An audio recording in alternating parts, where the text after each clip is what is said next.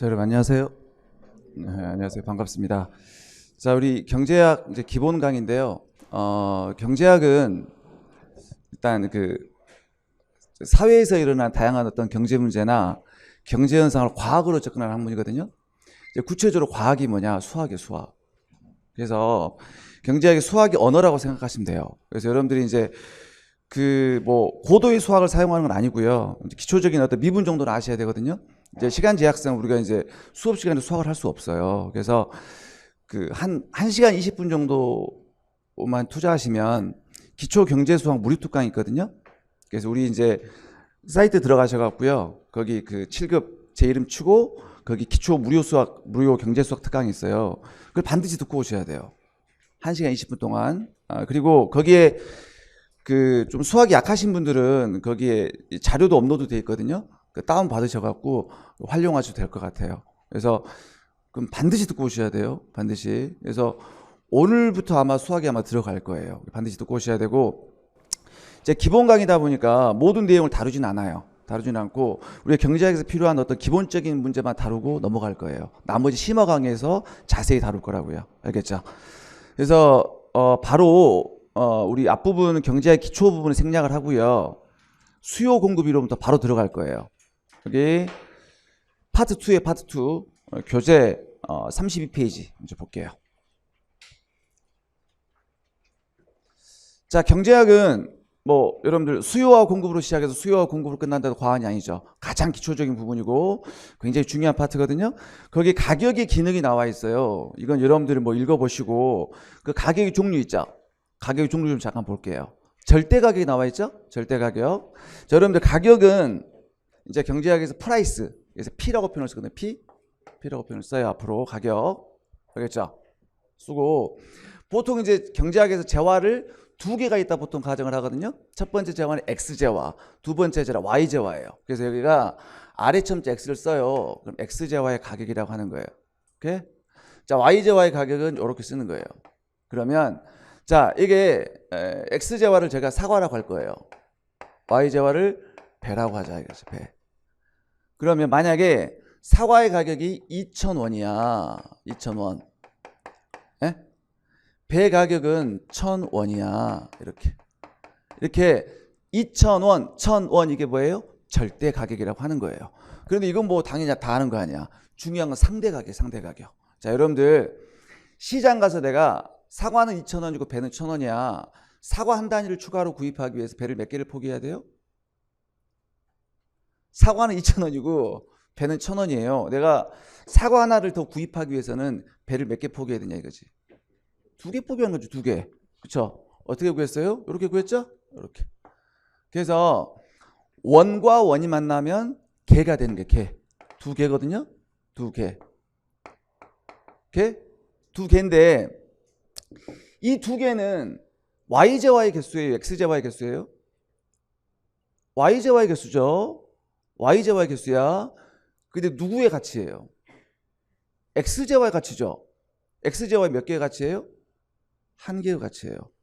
X제와 한 개의 가치를 Y제와의 개수로 표시한 거예요. 중요한 얘기야. 자, X 한 개당 Y가 두 개가 막 교환되는 거예요. 두 개가 막 교환되는 건데 얘는 사실 사과의 가격이거든요. 사과의 가격인데 누구의 개수로 표시했어? 배의 개수로 표시한 거예요. 그러니까 사과의 가격을 배의 개수로 표시한 거예요. 그러니까 얘는 Y제와의 개수로 표시한 X제와 가격을 의미하는 거예요. 요걸 상대 가격이라는 표현을 쓰는 거예요. 요게 중요한 거예요. 요게. 그래서 무조건 Y제와의 개수로 표시한 X제 하나의 가치예요. 상대 가격. 얘를 우리가 또 나중에 이제 무차별곡선 이론 들어가게 되면 얘가 X제와 Y제와가 시장에서 교환되는 객관적인 교환 비율이라는 표현도 쓰거든요. 오케이, 상대 가격이 중요한 거고 잠재 가격은 나중에 이제 논의할 거예요. 나중에. 자, 상대 가격 중요하고요. 자, 넘겨보세요. 자, 수요란 말이 나와 있네. 수요. 자, 그런데 그 개념에 수요와 수요량 구분을 해놨어요. 구분을 해놓은 이유가 있거든요. 자, 일단 볼게요. 수요는 소비자가 주어진 가격 체계에서 재화와 서비스를 구매하고자 하는 욕구예요. 욕구고 수요량은 소비자가 특정 가격하에서 구입하고자 하는 구체적인 수량 나와 있죠. 자, 예를 들어서 이거야. 나는 오늘 점심 때 그냥 만두 먹을 거야. 이게 수요예요, 수요. 수요인데 이제 구체적인 계획으로 들어가는 거예요. 만약에 만두가 1,000원이면 나는 2개 먹을 거야. 이게 수요량이에요. 자, 그러니까 모든 가격 체계에서 구입하고자 하는 전체적인 계획 있죠. 나는 오늘 만두 먹을 거야. 이게 수요거든요. 그런데 구체적인 계획 있잖아. 1,000원이면 뭐 5개, 뭐 2,000원이면 뭐 3개. 구체적인 수량을 수요량이라고 하는 거예요. 굉장히 중요한 내용이거든요. 곧 알게 돼. 왜 이게 중요한 건지. 그 다음에 샀어요, 안 샀어요? 산 게 아니야. 계획일 뿐이에요. 그러니까 예를 들어서 나는 1,000원이면 10개를 사고자 해. 근데 생산자가 1,000원이면 5개밖에 안 팔아. 못 사는 거예요. 계획일 뿐이라고요. 계획이고요. 그다음에 거기 유량의 개념이 나와 있죠. 이게 어떤 거냐면요. 잠깐 어디를 볼 거냐면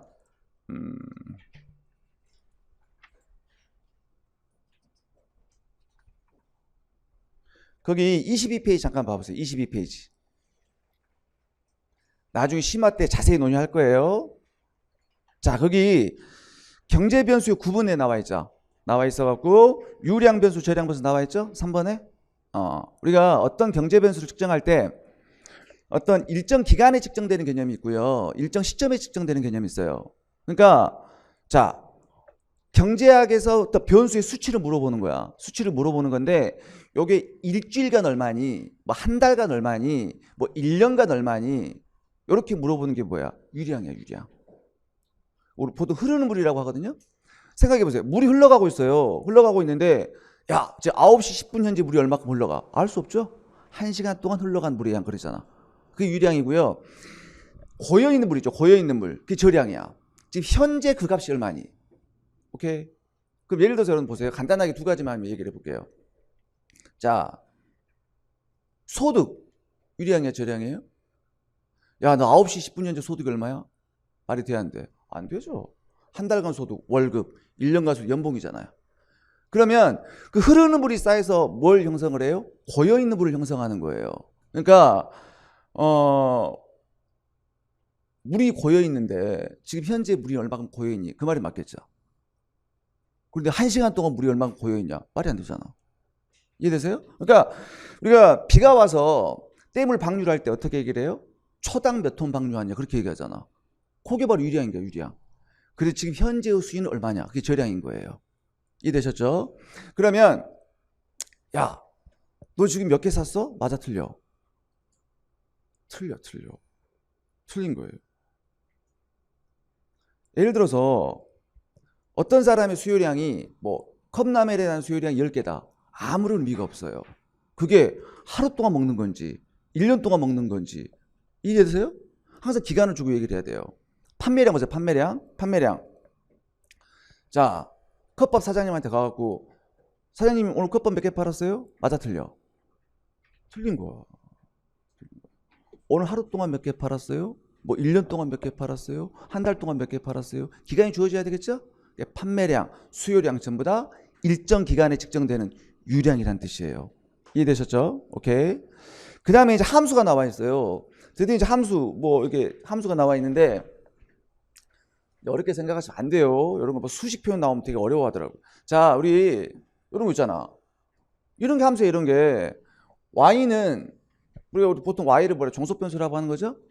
종속 변수는 뭐야? 영향을 받는 결과 변수를 종속 변수라고 하는 거예요. 그 영향을 주는 원인 변수가 뭐가 돼? 독립 변수, 설명 변수가 되는 거예요. 그래서 보통 우리가 자, y라는 종속 변수는 x라는 독립 변수로 이루어진 함수다, 펑션 해갖고 이렇게 쓰잖아. 그렇지 않아요? 그러니까 영향을 주는 원인 변수가 독립 변수가 되는 거고 영향을 받는 결과 변수가 종속 변수가 되는 건데, 그러니까 예를 들어서 자, 보통 소득이 증가를 하게 되면 보통 소비가 증가하죠. 어떤 녀석이 영향을 준 거야? 소득이 영향을 준 거예요. 영향을 받는 데는 뭐야? 소비가 되는 거예요. 그러니까 소비는 종속 변수가 되는 거고 소득은 독립 변수가 되는 거예요. 그 다음에 보통 우리가 이자율 있죠. 이자율, 금리라고 하잖아요. 이자율이 보통 상승을 하게 되면 저축이 증가하는 거잖아. 그럼 이자율이 독립 변수가 되고 저축은 종속 변수가 되는 거예요. 이런 게 함수란 뜻이에요. 그러면 이제 수요 함수는 자, 수요 함수는 이제 양을 우리가 quantity, 양을 Q라고 표현을 쓸게요. Q. 앞으로 양을 Q라고 표현을 쓰게 되는데 이 녀석이 자 수요량이냐 공급량이냐 구분을 하기 위해서 수요는 디맨드라고 하죠. 디맨드. 그러니까 위점자 D를 붙여요. 이렇게. 오케이? 공급량은 서플라이. 그래서 S를 붙이는 거예요. 이 표시 방법이에요. 얘는 수요량, 얘는 공급량. 시험 문제도 주로 이렇게 나와요. 그런데 그럼 여기가 이렇게 있고 아니 이렇게 있어요. 있는데 우리 보통 재화를 두 개가 있다 가정했다 그랬잖아요. 첫 번째 재화는 X재화, 두 번째 재화는 Y재화. 그럼 여기다가 아래첨자를 X를 쓰는 거예요. 이렇게. X를. Y를 쓰는 거예요. 왜 이렇게 자세하게 설명드리냐면 이런 표시 방법이 되게 어려워하더라고요. 그래서 이건 뭐야? X재화 수요량이라고 하는 거예요. 얘는 뭐야? Y재화의 수요량이 되는 거예요. 얘는 X재화의 공급량이 되는 거예요. 얘는 Y재화의 공급량이 되는 거예요. 표시 방법이라고요. 그래서 우리는 지금 X재화에 대한 수요함수를 도출할 거야. X재화에 대한 수요함수를. 그래서 X재화의 수요량이 종속변수가 되는 거예요. 그러면 X재화의 이 수요량한테 영향을 주는 변수들이 무수히 많겠죠. 재화의 가격도 있을 것이고 소득도 있을 것이고 관련 재화의 가격도 있을 것이고 선호도도 있을 것이고 뭐 주가도 있을 것이고 이자율도 있을 것이고 여러 가지가 있잖아요. 그러니까 수많은 독립변수 써보는 거예요 우리가. 그래갖고 함수, 펑션 쓰는 거예요. 이렇게 쓴 다음에 이 X재화의 수요량한테 영향을 주는 변수가 중요한 변수가 X재화 가격이 있겠네. 가격. X재화 가격 쓰는 거예요. 이렇게 쓰고요. 그 다음에 소득도 있겠죠. 소득. 근데 소득을 이제 경제학에서 여러 가지 쓰거든요. 기호를 M 쓰기도 해요. M. M은 이제 머니 이렇게 생각하시면 돼요. 그 다음에 인컴 I 쓰기도 해요. 그 다음에 또 Y 쓰기도 하거든요. Y 또는 뭐 W 쓰기도 해요. 그럼 얘는 머니, 인컴 얘는 이제 보통 잘 쓰지 않아. 어디서 나오냐면 주로 거시경제학에서 나와요. 얘는 그 국민소득 할 때 보통 Y 쓰거든요. 쓰고요. W는 재산 뭐 이런 거지. 이게 뭐 소득은 아니고. 오케이? 이렇게 써. 그러면 주로 수요 함수에서는 주로 두 개를 주로 쓰거든요. 시험 문제 두 개가 나와요. 두 개가. 그런데 제가 책을 집필할 때 가장 중요시 생각했던 게 교수들이 가장 많이 쓰는 기호를 쓴 거예요. 그래야 시험 문제도 주로 그렇게 나오거든요. 그래서 주로 M을 많이 써요. 물론 I로 나올 때도 있어요. 거의 7, 80%가 M으로 나와요. 저는 앞으로 소득을 M이라고 표현을 쓸 거예요. 물론 Y는 나중에 국민소득 할 때 나오거든요. 그래서 M 쓸 거예요. 소득. 있겠죠? 그 다음에 X재화하고 Y재화가 아주 밀접하게 연관이 되어 있다면 Y재화의 가격도 어떤 영향을 주겠죠. Y재화의 가격. 그럴 거 아니야. 예를 들어서 요게 사이다야. 이게 콜라야. 콜라 가격 올라가면 사이다 더 먹을 수 있잖아. 콜라 대신 사이다. 이해되시죠? 있을 것이고 그 다음에 그 재화에 대한 선호도, 뭐 기호도 뭐 이런 거 있겠죠. 선호도, 테이스트, 기호도, 선호도 또는 미래에 대한 예상, expectation 이런 것들. 그러니까 예를 들어서 미래에 대한 소득이 증가할 것 같아. 그럼 현재 소득 수요가 늘어날 수 있잖아. 이런 것들 있을 것이고 그 다음에 뭐야? 뭐 웰스, 재산 그런 거, 재산. 그 다음에 광고 그런 거. 그다음에 뭐 소비자의 수, 뭐 무수히 많은 변수들이 존재해요. 무수히 많은 변수들이. 실제로 뭐 오늘의 기분, 오늘의 날씨, 뭐 이런 것도 나 소유한테 영향을 줄 수 있잖아. 오늘 비가 와. 그럼 난 막걸리 한 잔 먹고 싶잖아. 뭐 이런 거예요. 무수히 많은 변수들이 존재를 해요. 그런데 자 만약에 경제학은 이제 어떤 경제 현상이 발생을 한단 말이에요. 발생을 하게 되면 이 전통 경제학은 어떻게 분석을 하느냐? 그 경제 현상이 발생을 하게 되면 그걸 갖고 모형을 만들어요. 예를 들어서 아까 제가 그랬잖아. 소득이 증가를 했는데 소비가 증가를 하더라. 그런 경제 현상이 발생을 했어요. 그러면 뭐 함수를 짜는 거야. 모형을 만드는 게 함수를 만드는 거거든요. 예를 들어서 이렇게 만드는 거예요. 이렇게 만들어요. 해갖고 Y는 소득, C는 소비 이렇게 만들거든요. 모형을 만들어. 이게 1차 함수가 될 수도 있고 2차 함수가 될 수도 있고 뭐 여러 가지 모형을 만드는 거야. 이렇게 만들어. 그래서 만든 다음에 요걸 모든 경제 현상을 2차원 평면에서 설명하는 게 경제학이에요. 2차원 평면에서. 자, 그런데 보세요. 제가 이제 이렇게 함수를 이제 구성을 했어요. 구성을 했는데 독립 변수를 내가 두 개를 고려하는 거야. 두 개를. 그래서 중요한 변수가 x제와의 가격과 소득이 중요한 변수 같아. 그래갖고 독립 변수를 두 개를 구성을 해갖고 이제 그림으로 내가 설명을 해야 돼. 설명을 하려면 보세요. 자, 여기가 종속 변수가 있어요. 여기가 qxd 이렇게 하나 있고, 그다음에 이렇게 가지고 px가 있고요. 이렇게 하니까 뭐야? m이 있어요. 3차원 공간이 생기죠. 독립 변수 두 개, 종속 변수 하나니까 공간이 생겨. 공간이 생기는데 만약에 독립 변수 세 개 고려해 보세요. 그릴 수가 없어요. 4차원이잖아. 그릴 수가 없어요. 그럼 경제학은 어떤 거냐? 3차원 공간도 우리가 눈에 보기 불편해. 2차원 평면상에서 다 설명하는 게 경제학이거든요. 그러면 우리는 독립 변수를 몇 개만 고려해야 돼? 하나만 고려하자는 얘기예요. 그래갖고 일반적으로 경제학에서는 해당 재화의 가격 있죠. 이 가격이 가장 중요한 변수라고 생각을 하는 거예요. 해갖고 요것만 놔두고 나머지 세미콜론 찍어갖고 해당 재화의 가격을 제외한 나머지 모든 변수들은 상수라고 가정을 하는 거예요. 요렇게 가정을 해요. 오케이? 가정을 해갖고 이 두 x제와의 가격과 x제와의 수요량 관계를 나타내는 게 수요 곡선이라고 하는 거예요. 자, 그런데 아까 제가 수요하고 수요량 다르다 그랬죠. 이거 확실히 구분할 수 있어야 한다 그랬잖아요. 여기서 중요한 또 얘기가 등장을 해요. 자, 경제학은 여러분들이 경제학을 잘하기 위해서는 물론 수학적인 마인드도 필요하지만 그 그림을 이해하는 게 굉장히 중요하거든요. 그림을 이해하는 게. 여기에서 약간 복잡한 얘기. 아까 우리 아까 20페이지였나? 22페이지. 거기 잠깐 보면 거기 내생 변수, 외생 변수가 나와 있죠. 요걸 이해하는 게 되게 중요하거든요. 요걸. 자, 경제 현상이 발생을 했을 때 경제학자들은 뭔가 변수를 갖고 모형을 만든다 그랬잖아요. 함수를 만들어, 모형을 만들어. 그래서 그럼 내생 변수는 뭐고 외생 변수는 뭐냐? 내생 변수는 그 모형 내부에서 생성되어지는 변수예요, 그냥. 외생 변수는 모형 밖에서 주어지는 변수예요. 그러니까 이게 적절한 얘기가 될지 모르겠지만 아까 우리 이자율이 상승했더니 저축이 증가하더라. 그런 게 있었잖아요. 그러면 이자율은 내생 변수예요. 함수를 만들면. 그런데 갑자기 주어진 소득하에서 이자율이 상승하면 저축이 증가하더라. 그럼 생각해 보세요.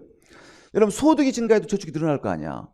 내가 소득이 많아졌어. 저축도 많이 할 수 있는 거 아니에요? 그런데 우리는 관계를 알고 싶은데 소득은 관계를 알고 싶지 않아. 우리가 알고 싶은 것은 이자율이 변동했을 때 저축이 얼마큼 변동을 알고 싶어.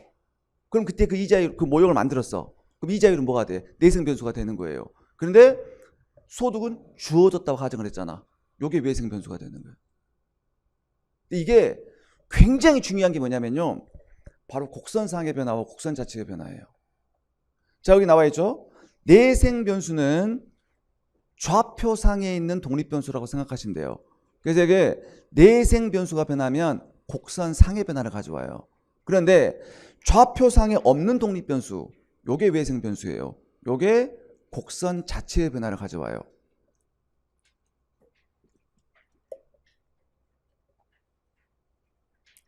경제학에서는 그래프를 이해하는 게 진짜 중요하다고. 곡선상의 변화, 곡선 자체의 변화. 제일 중요한 게 이거야.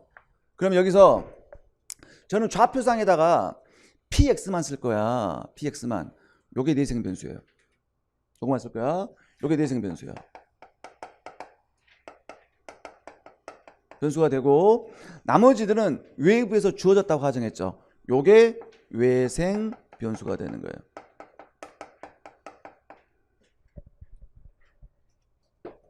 어렵지 않습니다. 외생 변수가 되는 거예요. 자, 그러면 다시 35페이지 돌아오셔갖고요. 자, 제일 위에 동그라미 3번 봐보세요. px는 X재화에 대한 수요량의 변화 요인이고, 그렇죠? 그 다음에 PX를 제외한 나머지 변수들은, 자, 이런 것들은 외생 변수야. 수요의 변화 요인이다.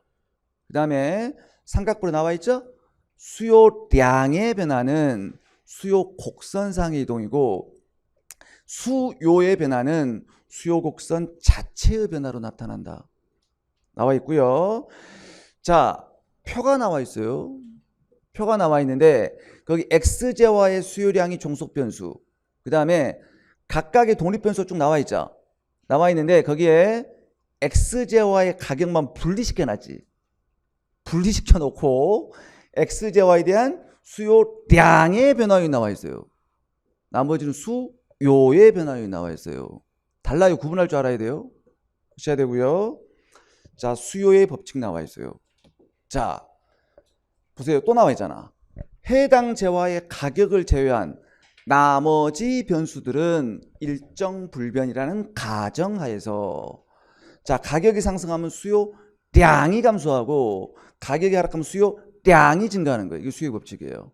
오케이. 자, 가격이 상승을 했어요. 상승을 하게 되면 수요가 감소하는 게 아니야. 수요량이 감소하는 거예요. 그 다음에 가격이 하락하면 수요량이 증가하는 거, 요걸 수요의 법칙이라고 한다고요. 량이야, 량.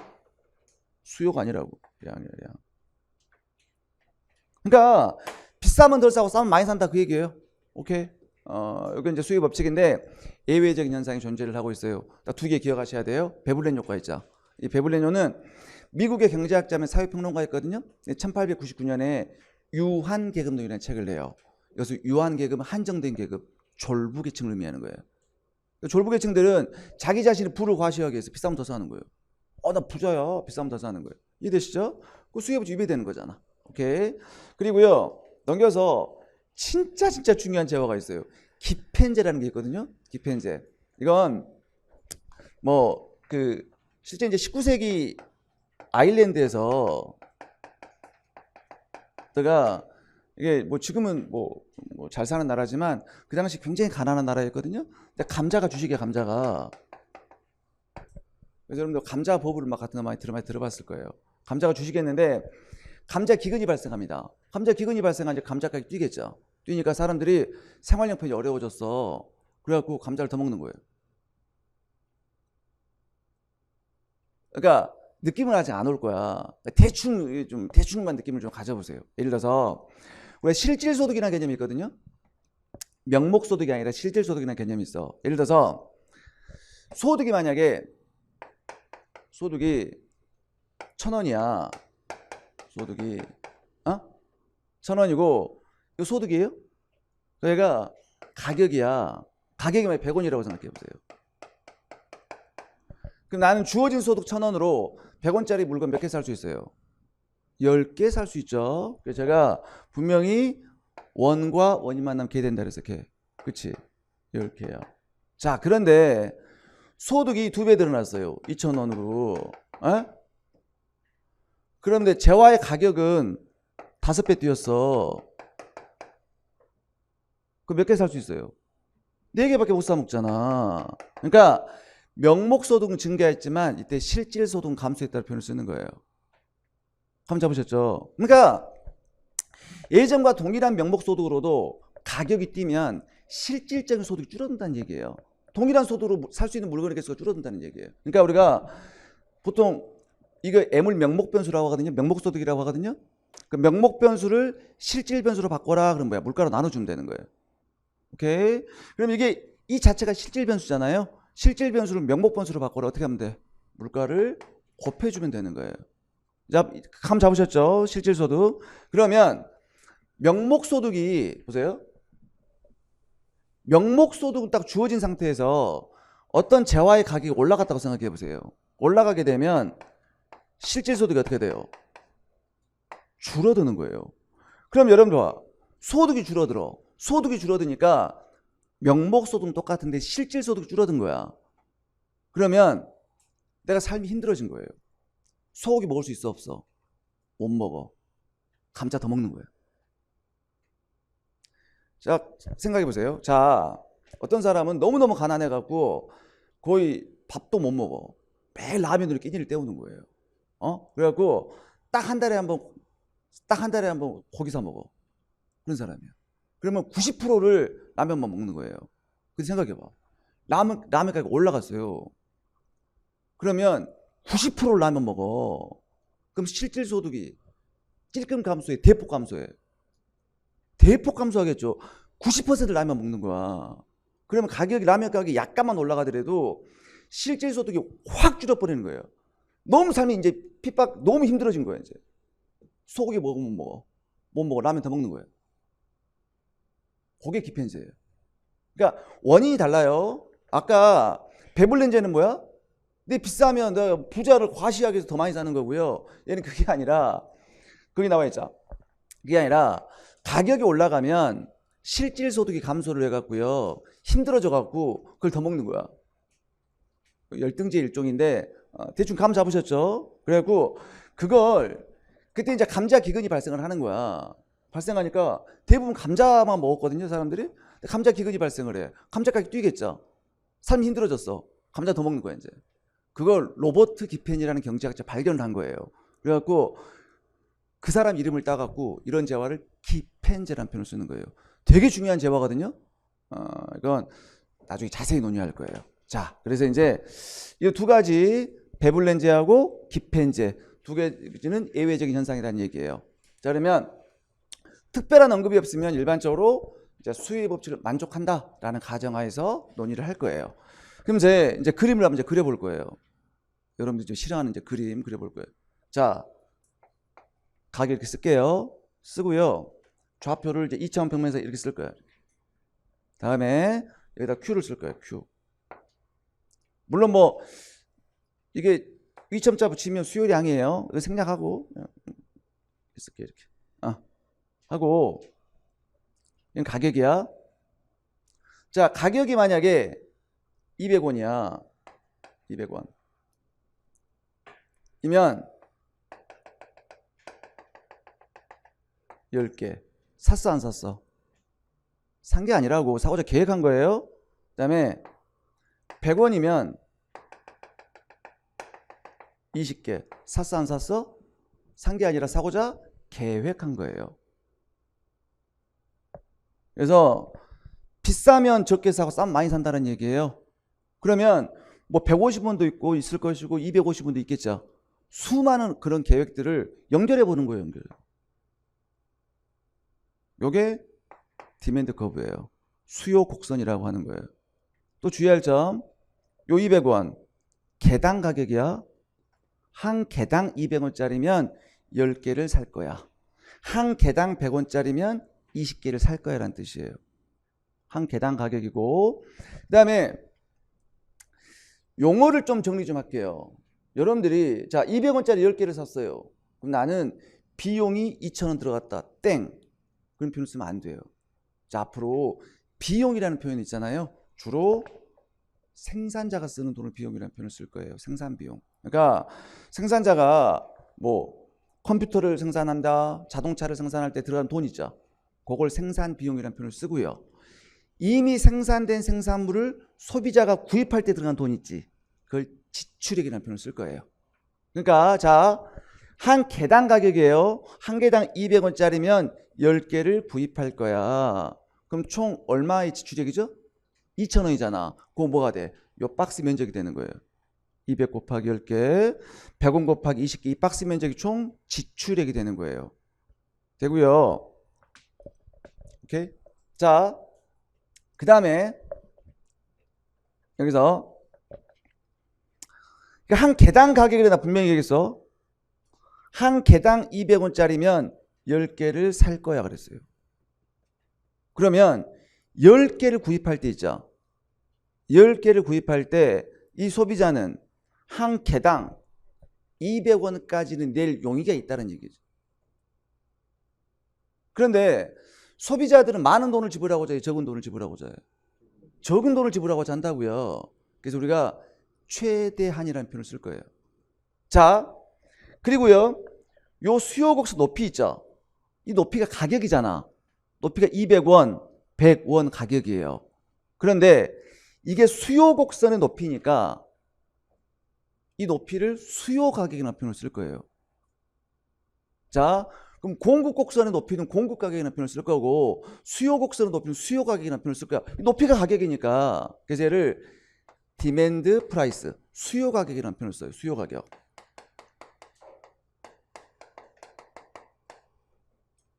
자, 수요 가격이 의미하는 바는 뭐라고요? 소비자가 최대한 지불하고자 하는 가격이에요. 아셔야 돼요. 자, 소비자가 최대한 지불하고자 하는 가격이에요. 그게 나와 있죠. 소비자가 상품을 구입하기 위해 지급할 용의가 있는 최대한의 가격이에요. 이게 수요 가격이에요. 가격이고, 자, 그게 한계 편익의 성격을 갖고 있다. 야, 이게 또 무슨 얘기냐? 논의 한번 해볼게요. 여러분들 그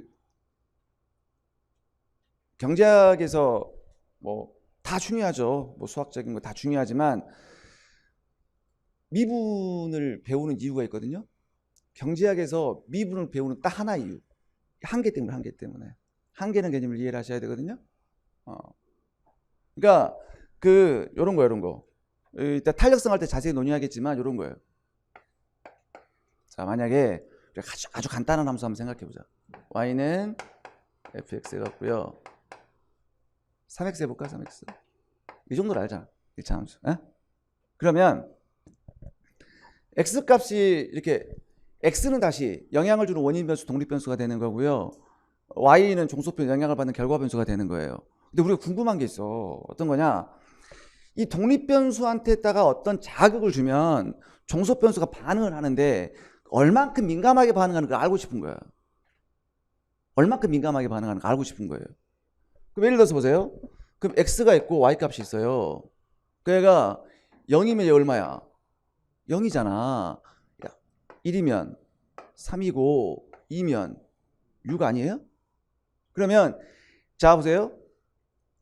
그리고 이걸 델타라고 읽어요. 에? 아니 수학을 지금 싫어하는 학생들 있다. 삼각형이 아니라 델타라고 해요. 델타. 이런 만국 공통어예요. 변화량을 의미하는 거예요. 변화량을. 얘가 델타 x분의 델타 y. 자, 그럼 얘가 0에서 1로 이렇게 변했어. 델타 x 얼마야? 1이잖아. 하나 증가했다. 하나 변화했다고요. 그럼 델타 y 얼마예요? 3이잖아. 3. 그러면 0에서 2로 변했어요. 델타 x 2, 델타 y 6 변한 거 아니에요? 6?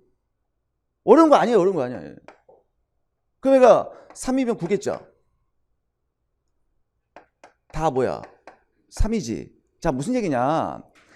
x란 녀석한테다가 독립변수에다가 3개의 자극을 준 거야. 근데 종속변수가 몇 개 반응했어? 9개 반응한 거 아니야? 그럼 3개의 자극을 줬는데 9개 반응했다는 얘기는 한 개당 3개씩 반응한 거죠. 그게 미분이에요. 별거 아니야. 그러니까 우리가 궁금한 것은 이거야. 독립변수는 영향을 주는 원인 변수가 되는 거고 종속변수는 영향을 받는 결과 변수가 되는 건데 이 결과 변수라는 녀석이 독립변수에 반응에 대해서 얼마나 민감하게 반응하는가. 그러니까 한 개당 자극, 한 개당 3개씩 반응한 거야. 그게 바로 미분이고 그게 한계의 개념이에요. 자, 볼게요. 그러면 이해됐죠? 여기까지. 그러면 자, 무엇을 한 단위 추가로 증가시켰을 때란 말이 나와. 무조건 한계야. 근데 효용의 증가분이다. 한계 효용이에요. 자, 그러면 지금부터 이제 해보는 거야.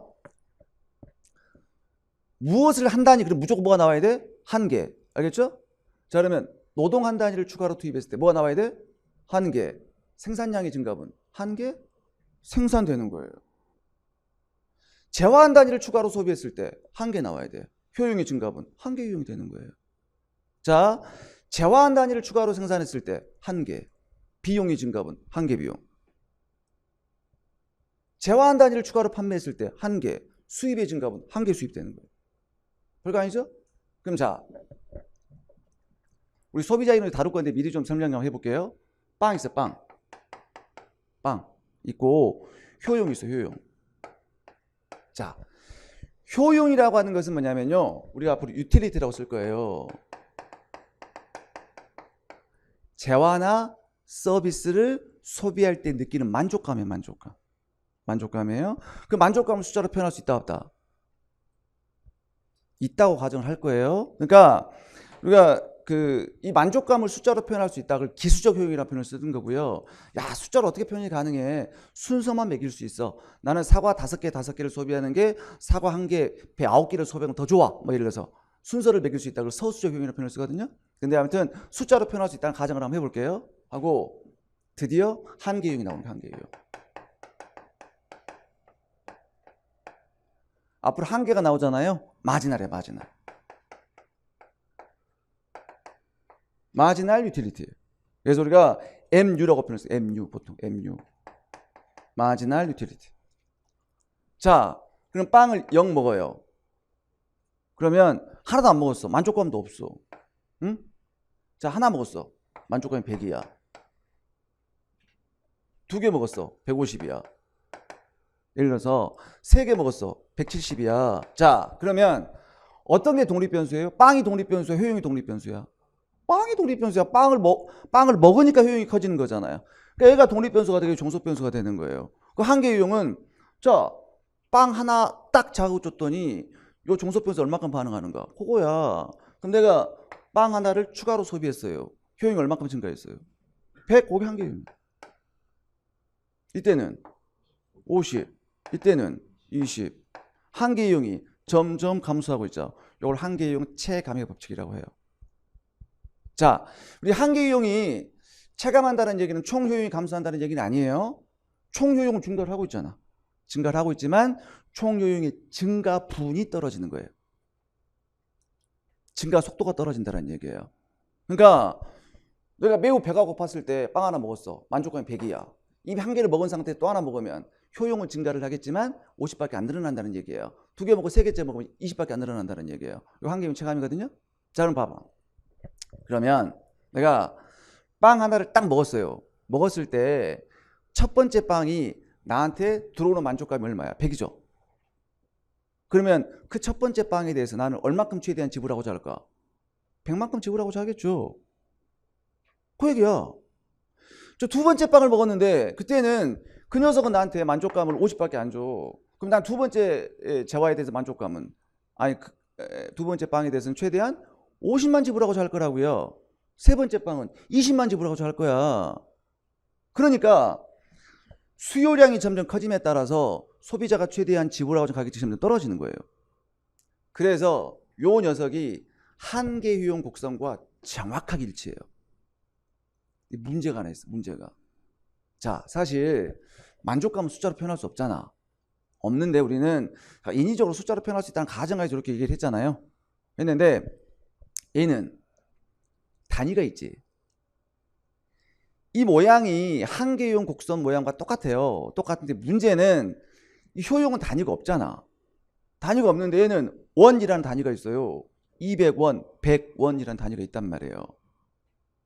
그래서 그러면 그 만족감을 시장가치로 환산해보자. 만족감을 시장가치로 환산해보자는 얘기예요. 그러니까 원으로 환산해보자는 얘기예요. 그러면 내가 어떤 재화를 소비할 때 느끼는 만족감을 시장가치 원으로 환산할 수 있어 없어? 환산할 수 있어요. 있어요. 나중에 이제 설명드릴게요. 있어요. 실제로 있어요. 여러분들 지금 있잖아. 이거에 대해서 여러분들이 이 물을 소비할 때 느끼는 만족감 있잖아. 숫자로 표현할 수 있어요. 원으로 환산할 수 있어요. 나중에 설명드리도록 하고. 그래서 뭐냐? 그러면 이걸 효용이라고 하는 거예요. 효용. 만족감, 효용이에요. 효용. 효용인데 요 녀석을 시장가치 원으로 환산해보자. 그걸 우리가 베너핏 그래요. 한국말로 편이익이라는 표현을 써요. 편익. 그래서 여러분들 효용과 편익은 그냥 혼용하거든요. 그냥 혼용해요. 이렇게 혼용하지만 엄밀하게 따지면 얘는 만족감이고 그냥 얘를 돈으로 환산한 게 편익이라고 생각하시면 되는 거예요. 자, 그러면 효용을 편익으로 환산했기 때문에 요 수요 곡선은 무슨 곡선과 일치한다? 마지날 베너핏 한계 편익 곡선과 일치하는 거예요.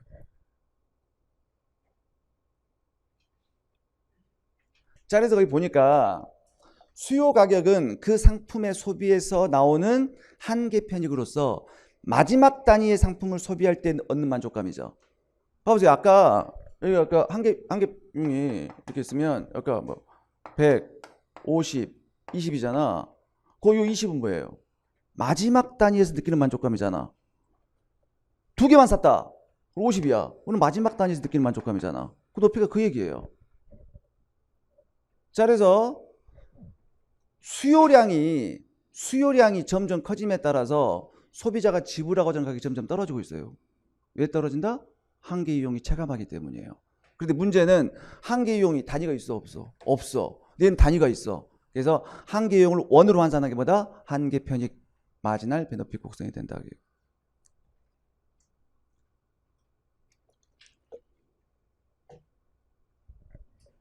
질문 한번 해보세요. 질문.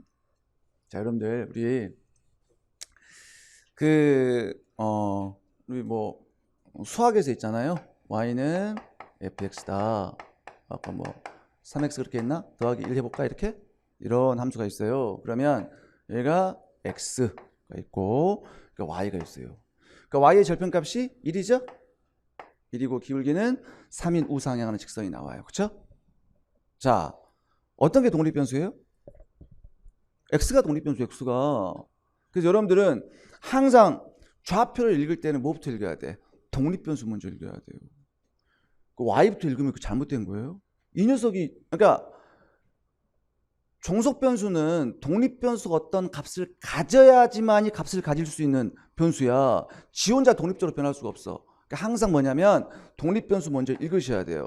그러니까 독립변수가 만약에 1이면 얘는 뭐가 돼? 4가 되고요. 2면 7이 된다는 얘기. 이렇게 항상 독립변수 먼저 읽으셔야 돼요. 오케이? 자, 그럼 여기 P하고 Q라는 변수가 있네. 그치? 어떤 게 독립변수예요? P잖아, P. 이게 독립변수예요. 독립변수고요. 그 다음에 봐. 가격이 변동을 했더니 수요량이 변동한 거지. 수요량이 변동해서 가격이 변동한 게 아니잖아요. 가격이 독립변수예요. 그러니까 여기서부터 미치는 거야, 이제. 그러니까 그 수학 자체를 사용하는 것 자체를 싫어요, 학생들이. 그 난해하게 느껴지잖아요. 그런데 일반 수학을 빌려 썼어, 경제학이. 빌려 썼는데 뒤집었었죠. 일반적으로 독립변수 X축에서 쓰잖아. 이게 독립변수예요. 그러니까 여러분들은 수요 곡선을 읽을 때는 반드시 가격축부터 읽어야 돼요. 이것부터 읽으면 안 돼요. 그래서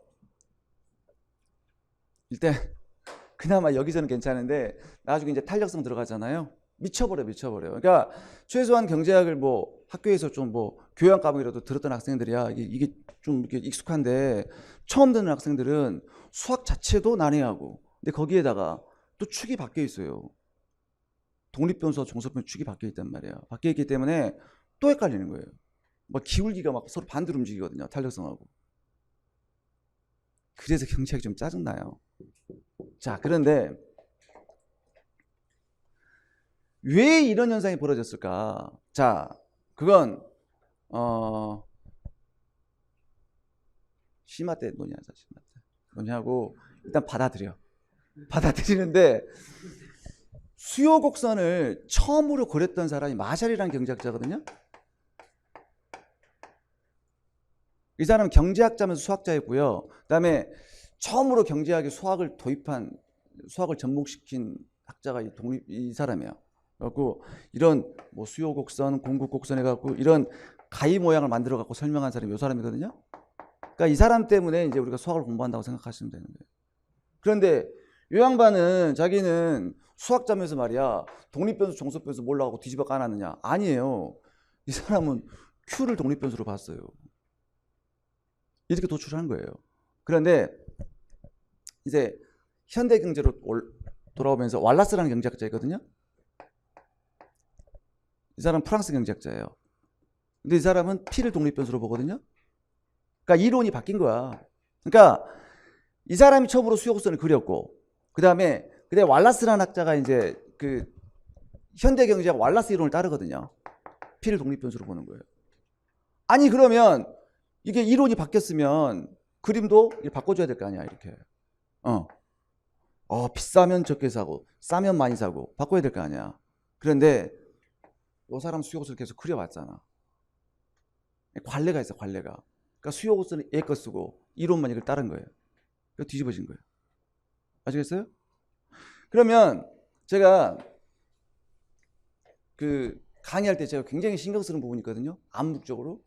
그러니까 여러분들 좀 꼼꼼한 학생들은 딱 눈여겨보시면 알 거예요. 저 진짜 무조건 그림 그릴 때, 아까 그림 그렸을 때 분명히 이렇게 안 썼어. 저는 안 쓰고요. 의식적으로 그래요. 요거 쓰고 요거 써요. 독립변수 먼저 써요. 저는. 그러면 경제학에서는 그러면 모두가 이러냐? 안 그래. 그러니까 예를 들어서 이게 X제화예요. 얘가 효용이야. 그럼 이게 독립변수예요. 이때는. 그럼 그때 제가 어떤 게 독립변수고 어떤 게 종속변수 설명을 좀 드릴 거예요. 드릴 건데, 경제학은 말이야, 이렇게 짜증나게 말이야, 이렇게 이러냐. 경제학도 학문이다 보니까 어떤 체계가 있어요, 체계가. 어떤 체계가 있느냐. 가격변수 있죠. 가격변수가 독립변수일 때는 여기다 써. 앞으로. 그러니까 그럼 여러분들 경제학 공부하신 분들 아시겠지만 우리 노동시장의 가격이 뭐예요? 임금이잖아요. 임금. 웨이지. 임금. 이게 독립변수. 이게 독립변수. 이렇게 쓰거든요. 그 다음에 하나 더 해볼까? 나중에 이제 외환시장론 들어가게 되면 달러의 가격을 뭐라고 그래요? 환율이죠. 환율. 달러의 환율. exchange rate. 여기 독립변수예요. 외환. 몇 개밖에 없어요. 한 그림 4개? 그 정도 가격이 독립변수일 때만 Y축에다 쓰고요. 나머지 이제 수학처럼 X축에다 독립변수 쓸 거예요. 오케이? 그러니까 여러분들은 주의할 점, 요게 독립변수라는 얘기예요. 요것도 읽으셔야 돼요. 읽으셔야 되고요. 그 다음에, 그러니까, 자, 수요곡선을 읽는 올바른 방법. 가격이 하락하면 수요량이 증가하고요. 가격이 상승하면 수요량이 감소하는 거예요. 자, 그런데, 다시, 잘 들어봐. 수요량이 점점 커짐에 따라서 소비자가 최대한 지불하고자 하는 가격이 점점 떨어지고 있죠. 왜 떨어진다? 한계 이용이 체감하기 때문에. 근데 한계 이용 단위가 없기 때문에 얘를 원으로 환산한 게 한계 편이겠어요. 다시 수요량이 점점 커짐에 따라서 소비자가 최대한 지불하고자 하는 가격이 점점 떨어지고 있어요. 제가 방금 Q부터 읽었어요? P부터 읽었어? Q부터 읽었잖아. 누가 그렇게 읽었을까? 우리 마샬 교수님이. 사실은 둘 다 알아야 돼. 그러니까 자, 가격이 하락하면 수요량이 증가해요. 왈라스. 수요량이 점점 커짐에 따라서 소비자가 최대한 지불하고자 하는 가격이 떨어지고 있어요. 마샬. 둘 다 알아야 돼, 사실은. 알겠죠? 그래서 그런 내용이 나와 있고요. 그 다음에 아까 제가 나는 오늘 만두 먹을 거야. 그게 뭐라고요? 수요. 만두가 1,000원이면 5개 먹을 거야. 수요량 그랬죠. 이제 구분을 할 거예요. 다시 한번 또 나와있죠, 정의가. 자, 그래서 모든 가격 체계에서 구입하고자 하는 전체적인 계획 있죠. 수요 곡선 전체를 수요라고 하는 거예요. 나는 오늘 만두 먹을 거야. 근데 이제 구체적인 계획으로 들어가는 거예요. 자, 200원이면 10개 먹을 거야. 100원이면 20개 먹을 거야. 구체적인 수량 있죠. 그걸 수요량이라고 하는 거예요. 그러니까 결국은 모든 가격 체계에서 구입하고자 하는 전체적인 계획, 이 수요곡선 전체를 수요라고 하는 거예요. 그런데 200원이면 10개, 수요곡선상에 하나하나의 점 있죠. 그걸 수요량이라고 하는 거예요. 물론 여러분들, 물론 시험 문제에서는 교수들이 혼용해서 내요. 되지만 우리가 이론적인 이해를 하기 위해서는 굉장히 중요한 개념이라는 얘기예요. 그래서 거기 수요량은 수요곡선상 하나의 점, 수요는 수요곡선 전체를 의미한다. 자, 그러면 요 점이 있잖아요. 자, 요 점이 수요량이야. 그러면 수요량의 변화는 요 점이 선상에서 점이 이동하는 게 수요량의 변화예요. 오케이? 이거 수요량의 변화야. 그러면 요 점이 수요량이니까 요 점에서 요 점으로 변하는 걸 수요량이 변했다고 하는 거예요. 그럼 수요량이 변하기 위해서는 무엇이 변화를 해야 돼? 그죠? 가격이 변화를 해야지. 가격이 변화를 해야 돼요. 그럼 가격이 200원에서 100원으로 하락했더니 수요량이 10개에서 20개 증가했어요. 곡선 상의 변화죠. 자, 제가 아까 좌표상에 있는 독립변수 뭐라고요? 내생변수예요. 내생변수가 변했더니 곡선 상의 변화예요. 요 말이 중요한 거예요. 이게 여러분들은 지금 뭐 당연한 얘기인데 이렇게 복잡하게 얘기하지? 이것 갖고 엄청 틀려요. 나중에 뭐 논리적인 모순 발생한다 여러분. 진짜야. 이게 제일 중요한 거야. 그림 이해할 때. 자, 그런데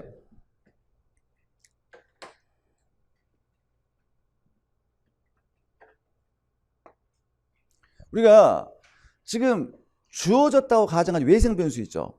요 녀석들이 한번 변해 보자고요. 요 녀석들이 한번 어떤 변동이 발생하는 거 보자고. 얘가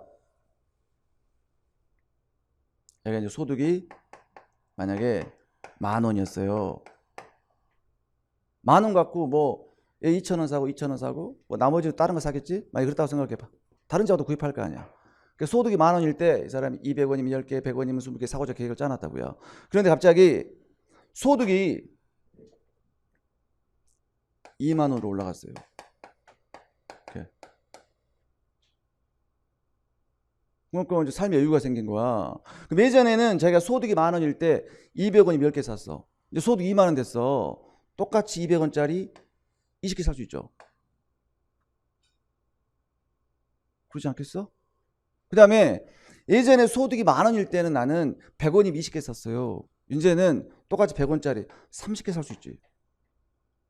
소득이 증가했으니까 전체가 변동했죠. 이게 무엇의 변화야? 수요의 변화라고 하는 거예요. 수요 고수는 전체가 변했잖아. 그러니까 자, 좌표상에 있는 독립변수, 내생변수의 변화는 곡선상의 변화, 좌표상에 없는 독립변수 있죠. 이런 걸 모형 외부에서 주어진 변수야. 좌표상에 없는 독립변수예요. 이런 것들이 변하면 곡선 자체 변화라는 얘기예요. 이게 무지 중요합니다. 나중에 막 모순 발생한다 여러분들.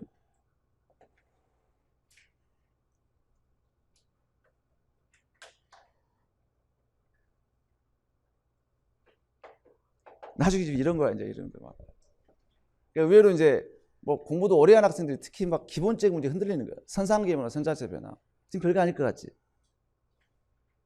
그래서 이런 거거든요. 자, 여러분들이 머릿속에 항상 이것만 생각하는 거야. 아, 수요 법칙, 그치? 수요 법칙은 가격이 올라가면 수요량 감소하는 거. 반대로 가는 거 아니야? 근데 자, 내가 한번 말로만 설명해. 말로만. 어? 수요가 증가해서 수요가 갑자기 사람 왕창 사기 시작해. 가격이 어떻게 될까? 갑자기 사람들이 막 재화를 막 사기 시작해요. 가격이 올라가잖아. 그 재화를 막 사기 시작하면 가격이 올라갈 거 아니야. 수요가 증가하면 가격이 올라가는데? 여기, 반대로 가야 되는데 왜 이렇게 이런 현상이 벌어지지? 선상의 변화, 선자체 변화 혼동해서 이러는 거예요.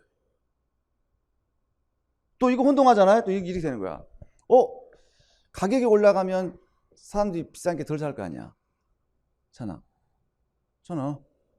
가격이 올라가면 비싸니까 덜 살 거 아니야. 덜 사면 또 사람들이 안 사기 시작하면 가격이 떨어지겠네. 가격이 떨어지면 더 사겠네. 더 사면 또 가격이 올라갈 것 같은데? 올라가면 또 덜 사. 덜 사면 가격이 떨어지고. 그러다가 생을 마감하는 거예요. 계속 자기 그 논리 모순이거든 그게. 그러니까 뭐 나중에 또 그러거든요. 교수님 이자율이 올라가면 화폐 수요는 감소하는 거 아니에요? 맞아. 그런데 화폐 수요가 감소하면 이자는 떨어지는데 이것도 모순이거든요. 이렇게 혼동하는 거예요. 이 위에는 선상이 위에는 선자체예요. 혼동하시면 안 돼 이거. 그 얼만큼 중요한지 여러분 나중에 이제 뼈저리게 느낄 거예요. 요걸 혼동해 갖고 막 못은 빠지고요. 그 다음에 우리 미시경제학에서는 그나마 제가 계속 강조를 드리다 보니까 실수를 별로 안 하거든요. 근데 거시경제학에서는 딱 중간에 말로 나와. 그거 쑥 혼동해 갖고 찍어. 틀린 거예요. 선상과 선자체. 그거 막 교수 내거든요, 문제를. 자, 됐죠? 됐고, 여기 한번 봐보세요. 그러면, 자, 거기 보니까 38페이지 한번 봐보세요. 넘겨보세요. 넘겨보니까 수요의 변화는 뭐라고? 가격 이외의 요인 변화다. 얘는 수요 곡선 자체의 이동이다. 나와 있는데, 수요 곡선이 보세요. 수요 곡선이 오른쪽 같잖아. 오른쪽 가니까 수요가 증가한 거죠? 우측 가면 수요가 증가한 거야. 그런데 수요 곡선이 오른쪽 같다라고도 얘기할 수 있지만 수요 곡선이 위로 올라갔다는 얘기도 옳지. 그러니까 동일한 가격 하에서 양이 증가한 거예요. 오른쪽 간 거야. 근데 봤더니 동일한 수량 하에서는 가격이 올라갔죠. 그러니까 수요 곡선이 상방 이동했다는 얘기하고 오른쪽 갔다는 얘기 똑같은 말이에요. 오케이? 그리고요. 여기서 요점이 A점이고 요점 B점이고 요점 C라고 생각해 보세요. 그럼 자, B하고 C는 무엇이 똑같아요? 수요량이 똑같죠? 30개로. 20개로 똑같잖아. 똑같은데 A에서 C로 간 거하고 A에서 B로 간 건 전혀 달라요. 자, A에서 C로 간 것은 가격이 하락해서 수요량이 증가한 거고 A에서 B로 간 것은 소득이 변해서 수요가 증가한 거예요. 다르고 그 다음에 수요 곡선이 오른쪽 갔다는 얘기는 수요 곡선이 상방 이동한 거 똑같아요. 그럼 상방 이동도 여러분들 이해를 하셔야 돼. 상방 이동 보세요. 자, 상방 이동 있어요. 상방. 아까 제가 수요 곡선의 높이가 뭐였죠? 수요 가격이었죠. 수요 가격 의미하는 바는 뭐다? 소비자가 최대한 지불하고자 하는 가격이잖아요.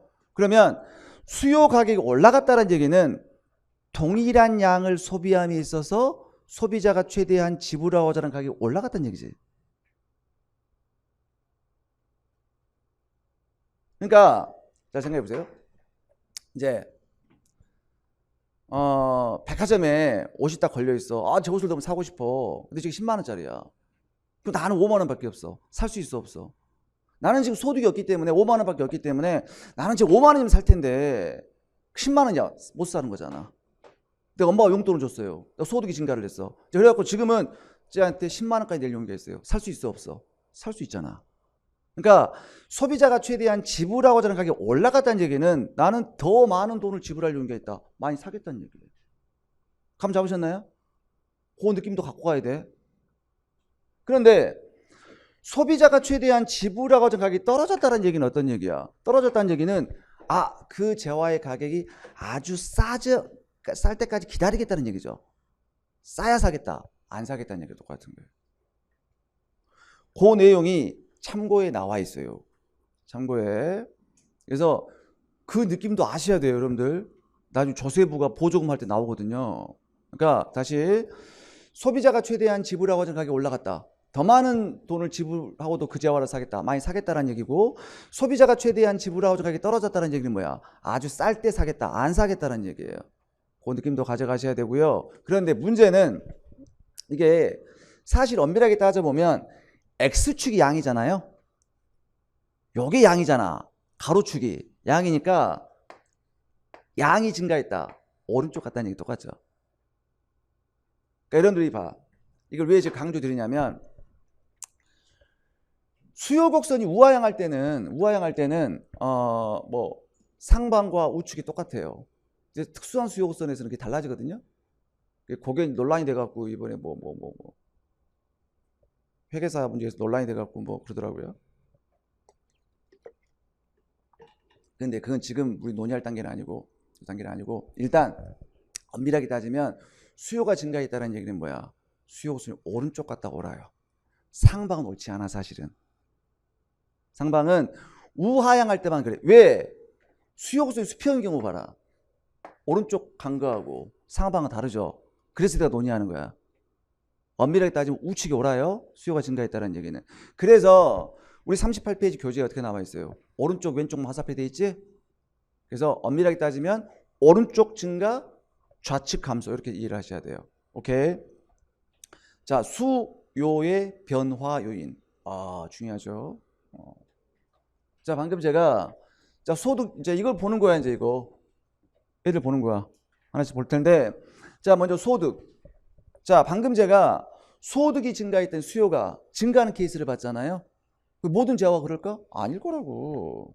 오히려 소득이 증가하면 수요가 감소하는 재화도 있어요. 그래서 우리가 소득이 증가할 때 수요가 증가하거나 소득이 감소하면 수요가 감소해. 동일한 방향으로 움직이잖아요. 이걸 우리가 정상제라는 표현을 써요. 또는 상급제라는 표현을 써요. 그런데 소득이 증가했는데 수요가 감소하고 소득이 감소했는데 오히려 수요가 증가하는 재화 있죠. 이걸 열등제, 하급제라는 표현을 써요.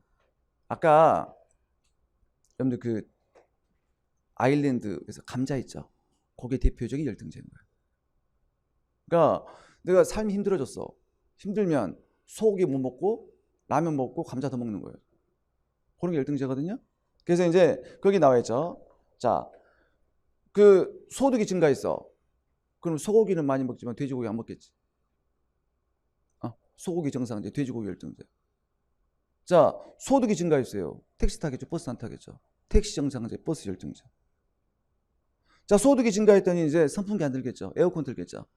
에어컨 소비를 늘려면 선풍기 수요는 감소할 거 아니야. 선풍기 열등제, 에어컨 정상제가 되는 거예요. 도시가스 연탄 이렇게 나와 있잖아요.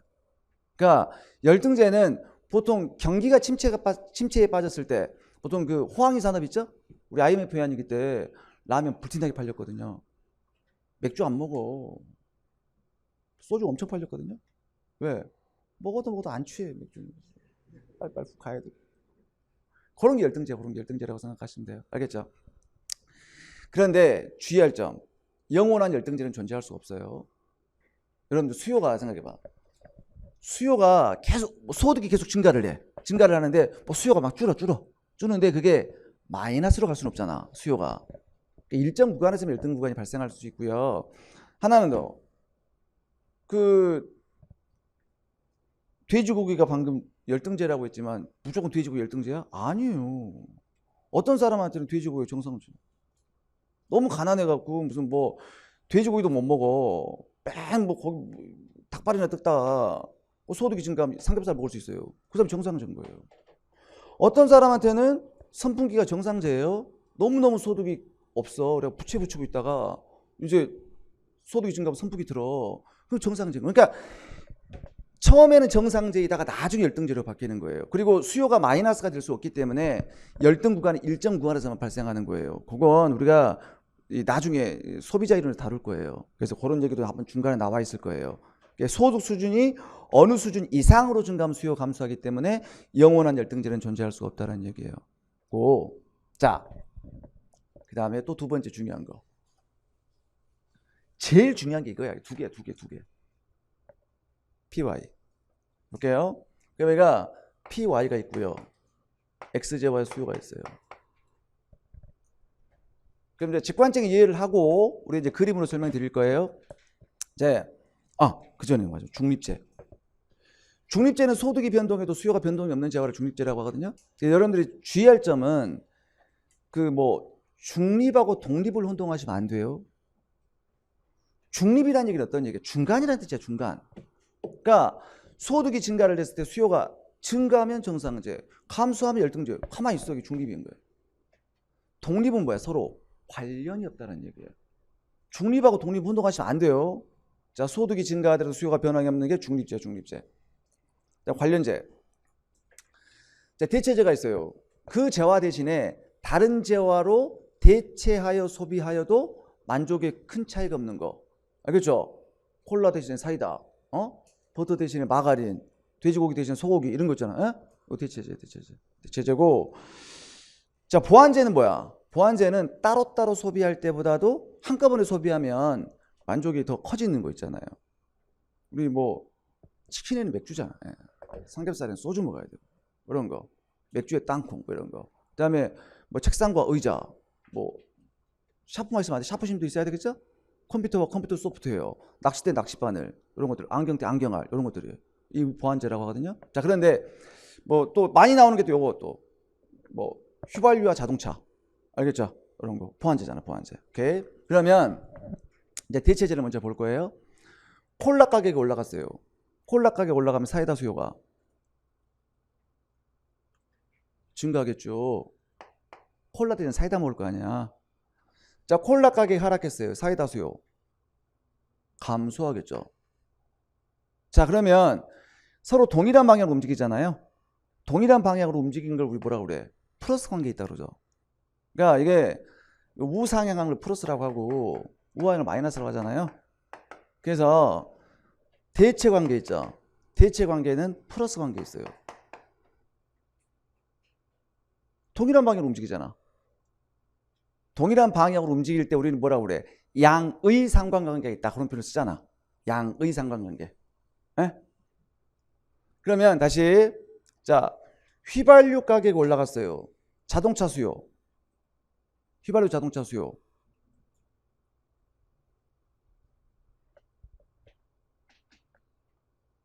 아, 휘발유가 비싸졌어. 사람들이 자동차 사 안 사? 안 사겠죠. 감소잖아. 휘발유 가격이 하락했어요. 자동차 수요 증가하겠죠. 자, 보완관계는 마이너스 관계가 있어요. 그래서 대뿔보마 대뿔보마 암기하셔야 돼요. 대뿔보마 대뿔보마 암기하셔야 돼요. 하시는데 여기서도 마찬가지야. 선자체의 변화와 선상의 변화를 혼동하시면 안 돼요. 자, 이것만 볼게요. 이것만. 자, YJY의 가격이 있어요. 자, YJY에 대한 수요예요. 이게 YJY에 대한 수요 곡선이 우하향이에요. 오케이. 자, 여기는 XJY의 가격이 있어요. 여기는 XJY의 수요가 있어요. 그럼 XJY의 수요 곡선이에요. 제가 콜라야. 콜라고 얘는 사이다예요. 자, 콜라 가격이 올라갔어요. 콜라에 무엇이 감소하는 거예요? 수요량이 감소하는 거예요. 선상이야 이거. 자, 콜라의 가격이 올라갔어요. 그러면 콜라가 비싸니까 콜라 안 먹어. 콜라의 수요량이 감소하는 선상이에요. 콜라 대신 뭐 먹어? 사이다 먹어. 사이다에 무엇이 증가하는 거예요? 수요가 증가하는 거예요.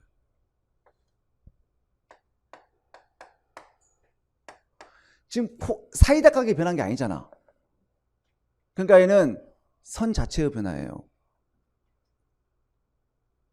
얘는 선상의 변화, 왜 선 자체의 변화예요?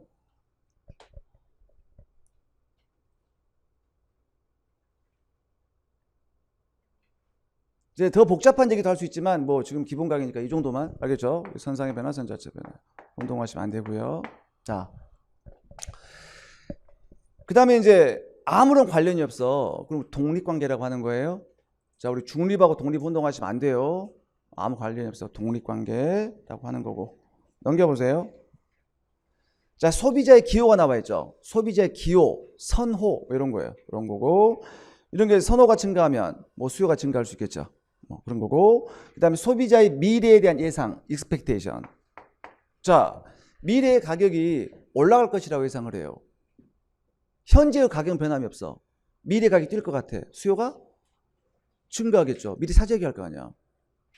그러면 뭐 담배 피는 사람 있잖아. 담배 가격 올라갈 것 같아. 막 사재기 하잖아요. 그 다음에 미래의 가격이 떨어질 것 같아. 현재 수요는 감소하겠죠. 나중에 쌀 때 살려고 소비를 연기시키는 거예요. 오케이? 그 다음에 이제 소비자의 재산 있을 것이고, 광고. 광고. 그 다음에 소비자의 수. 자, 주의할 점은 지금까지는 뭐 광고, 소비자의 재산 여기까지는 소비자 한 사람 한 사람의 어떤 수요가 변한 거거든요. 그런데 소비자의 수는 뭐야? 얘는 그 시장의 수요가 변하겠죠. 소비자 사람 숫자가 더 커지는 거니까 개별 수요가 변한 게 아니라 시장 수요만 변하는 거예요. 자, 방금 이미 설명드렸어요. 개별 수요, 시장 수요. 개별 수요는 뭐야? 소비자 한 사람 한 사람의 수요예요. 시장 수요는 시장 전체의 수요예요. 자, 그러면 자, 제가 이제 개별 수요와 시장 수요를 구분하기 위해서 있잖아요.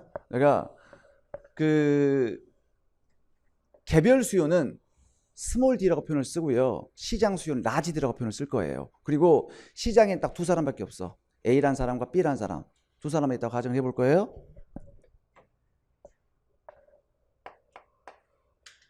이걸 좀 그림을 좀 이해를 못하는 학생이 있더라고. 이해를 못하는 게 이해가 안 돼요. 저는 일단 봐봐요. 자, A란 사람의 수요가 이렇게 있어요. 자, 여러분들 이해를 돕게 하기 위해서 두 사람의 수요가 나란할 필요는 없어. 나란할 필요는 없는데 나란하게 한번 그래서 한번 이해를 시켜볼게요. 이렇게 두 나란한 거 이렇게 B라는 사람의 수요가 이렇게 있어요. 시장에 두 사람밖에 없어. 그러면 여기가 1,000원이야. 1,000원이고 여기가 10이고 20이라고 생각해 보세요.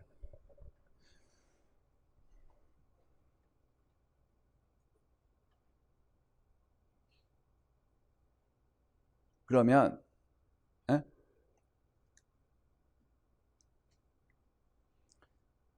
1,000원일 때 A라는 사람 10개를 사고자 하고요. B라는 사람 20개를 사고자 하는 거예요. 그럼 1,000원이면 시장에서 몇 개를 사고자 하는 거예요? 30개 사고자 하는 거지. 30개 사고자 하는 건데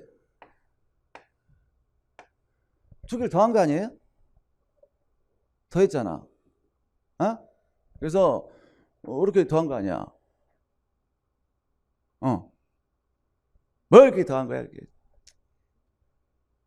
20개짜리 20개.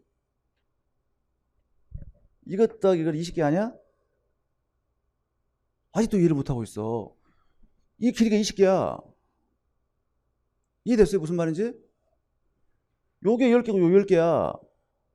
그러면 이것 더하기 이거는 뭐야? 20개밖에 안 되는 거야. 그러니까 어떻게 해야 돼? 요것 더하기 요렇게 하는 거야 다시. 무슨 말겠죠? 오케이? 그럼 자 보세요. 그럼 이것 더하기 요렇게 30개가 되는 거예요. 30개 여기야. 그러니까 이것 더하기 이거는 이거야 그냥. 모르잖아. 이해되시죠? 그럼 여기 찍겠어. 여기가. 그러면 여기가 자 이해를 돕게 하기 위해서 이렇게 하자. 이렇게 한번 해봐. 그러면 요 길이도 10개고 요 길이도 10개니까 요 길이도 10개겠지. 수요에서 나란히 간다 그랬잖아. 요것도 10개, 10개예요. 그러면 여기가 30개겠네. 여기 10개니까 요것도 이 길이하고 이 길이 같잖아. 나란히 가니까. 근데 요 길이가 10개는 요것도 10개일 거 아니야. 그럼 쭉 올라가 요것도 10개일 거 아니야. 오케이? 이렇게 수업한 건 처음이에요, 저는 진짜. 이해를 못 하더라고, 학생들이. 그래갖고. 그럼 자, 여기 찍었어. 여기다가. 그럼 여기를 찍어보자, 여기를. 여기 찍을 때 보세요. 여기 찍을 때, 여기는 이제 20개 더하기 30개죠. 50개지. 그러니까 내가 하고 싶은 얘기가 시장 수요가 요렇게 안 된다는 얘기야. 이렇게 돼요, 이렇게. 그러니까 여기서 보세요. 여기는 이것 더하기 요거니까 30개 나왔어. 여기는 뭐야? 20개 더하기 30개니까 50개야, 50개. 그러면 여기에다가 이렇게 돼야 되겠지. 왜냐면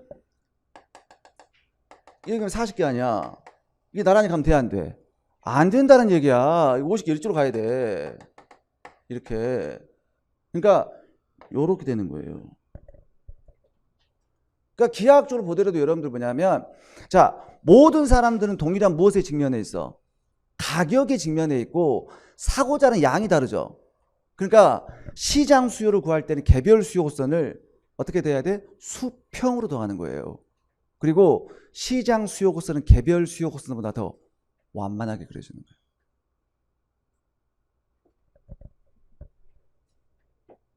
나란히 그리면 안 돼. 그러니까 그러면 예를 들어볼까요? 예를 들어서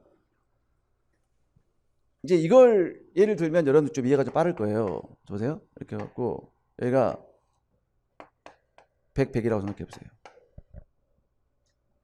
그러면 자 100원일 때 안 사겠다는 얘기지? 100원일 때는 안 사겠다. 뭐 50원이면 50개 사겠다. 0원이면 100개 사겠다. 그 얘기예요. 이런 수요곡선이 있다고 생각해 보세요. 그러면 시험 문제가 나와. 저 나오고 있어. 그럼 시험 문제가 이런 수요 함수를 가진 사람이 시장에 2명 있어요. 그럼 시장 수요를 구해보세요. 이렇게 나온단 말이에요. 시험 문제가. 하하 해갖고 200 하면 돼, 안 돼? 네. 자, A라는 사람과 B라는 사람이 있어요. 지금 두 사람 수요가 똑같아. 그럼 100원일 때 사, 안 사? 안 사. 100원일 때 사, 안 사? 안 사. 시장에서 안 사는 거예요. 여기야. 자, 공짜일 때 몇 개 사? 100개. 공짜일 때 몇 개 사? 100개. 총 몇 개 사? 200개. 시장 수요 이렇게 되는 거예요. 이거 아니에요? 더 안 많은 게 그려지잖아. 3명이면 이렇게 300. 4명이면 이렇게 되는 거예요. 알겠어요? 자, 그래서 모든 사람들은 동일한 가격에 직면해 있고 사고자 하는 양이 다르기 때문에 시장 수요 곡선은 개별 수요 곡선의 수평적 합이고요. 시장 수요 곡선은 개별 수요 곡선보다 더 완만하게 그려진다는 얘기예요. 오케이? 자, 그러면 한 장을 넘겨봅시다. 넘겨서 자, 예제 문제 하나만 딱 보고 가자. 하나만. 갈 텐데.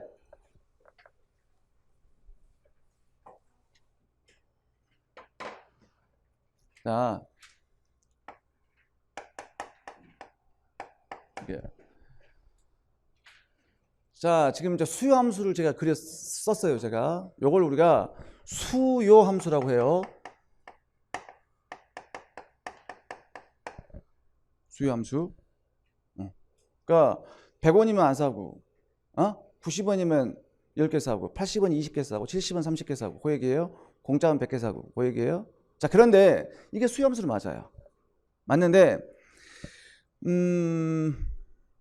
사실 우리가 수요 곡선에서는 독립변수하고 종속변 축이 바뀌어 있죠.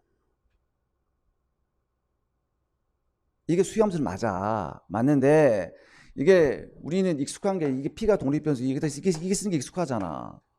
이렇게 하는데 P하고 Q 축이 바뀌어 있잖아. 바뀌어 있기 때문에 여러분들이 실상 우리가 이렇게 P가 Y축에 있기 때문에 요 그림을 그릴 때 Y축에 있기 때문에 P로 정리하는 게 더 좋지 않아요? 그림 그릴 때는? 나중에 진짜 헷갈려요, 여러분들. 헷갈리거든요.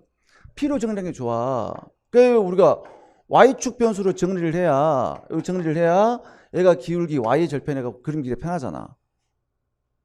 그래서 이제 P로 정리하는 거야. P로. 이렇게 정리할 수 있어요. 이렇게. 이렇게. 그러면 자, Y는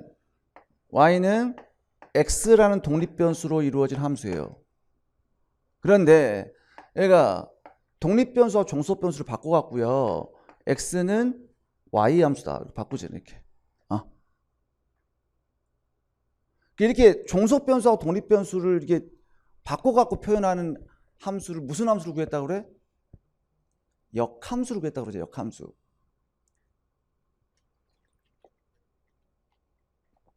오케이? 그래서 요 수요함수를 역수요함수라는 표현을 써요. 시험 문제 둘 다 나와요. 그러니까 뭐 시험 문제가 수요함수로 주어질 때도 있고 역수요함수로 주어질 때도 있어요. 자, 왜 갑자기 그런 얘기를 하느냐? 1번 문제 봐보세요. 역수요함수가 주어져 있잖아. 오케이? 자, 그래서 그럼 역수요함수 자 주어져 있어요. 여기에 자, P는 100-10QA 이렇게 주어져 있고요. 그렇지? 그다음에 이게 A란 사람이 역수요함수, B란 사람은 100-5QB 주어져 있어요. 자, 그 여기에 또 눈여겨보실 사항은 여러분들 보세요. A란 사람 PA, B란 사람 PB 해야 되지 않습니까? 그렇게 쓰지 않죠. 왜 그래? 아니, A란 사람은 PA, QA, PB, QB 이렇게 해야 되잖아. 근데 PA, PB 안 해놨잖아. 왜 그래? 모든 사람들은 동일한 가격에 직면해 있잖아. 가격은 똑같은데 무엇이 달라? 사는 양이 다르기 때문에 QA, QB 써놓은 거야, 그냥 이렇게. 이해됐어요? 두 사람 가격은 똑같아. 가격은 똑같고 사는 양이 다르기 때문에 QA, QB 써놓은 거야. 됐나요? 자, 그러면 이제 이런 수요함수를 가진 사람이 이렇게 두 사람이 있어. 그럼 그럼 시장 수요를 구해라. 그러면 이제 더해야 될 거 아니야. 더하는데 이렇게 더하면 돼, 안 돼? 안 돼요. 이렇게 더하면. 요렇게 더하면 P를 더하는 거야. P를 더했잖아. P로 정리 더해버렸잖아요. 그 P로 정리가 더하잖아. 더하면 이렇게 있잖아. 이렇게 돼요. 여기 더한 거야. 이렇게 더하는 거야. 이게 더하면 안 돼요? 그리고요, 수직으로 합하는 경우가 있어요. 그 나중에 공공재야, 공공재. 그 나중에 배워, 나중에. 심화 때 배워. 모든 사람들은, 공공재는 뭐야? 모든 사람들은 동일한 국방 서비스를 소비하고 지불하고 장각이 다르죠. 그때는 이제 수직으로 더하는 거야. 근데 일반 사적재는 모든 사람들은 동일한 가격이 증명이고 사는 양이 다르기 때문에 이게 더 이상 안 돼요. 수평으로 더해야 돼. 그러니까 Q로 정리를 해 주셔야 돼요. 자, Q로 정리해 볼게요. 자, 이렇게 더하시면 안 되고요. 이제 Q로 정리하면, 자, QA는 이거 넘기고 나누고 그건 할 줄 알지? 그래서 바로 갑시다. 그래서 제가 10 빼기 0.1P가 되죠. 그렇죠?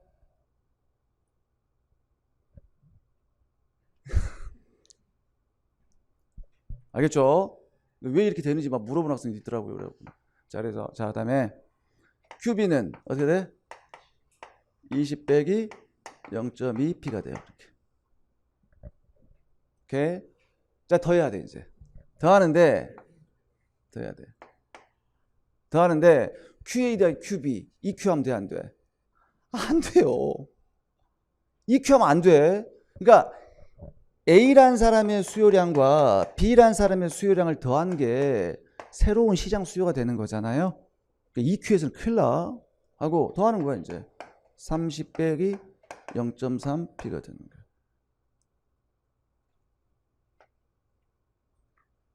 자, 과거에 있는 계산 문제가 몇 번 나왔다가 좀 최근 몇 년간 뜸했어요. 최근에 다시 나오기 시작하고 있어요. 이게 독립적으로 안 나오고요. 다른 문제 연계해 갖고 나와요. 시장 수요 구하는 거 이렇게. 자, 그러면 요 녀석을 다시 역수함수로 바꿔볼까요? 바꾸면 P는 100 마이너스 3분의 10 Q가 돼요.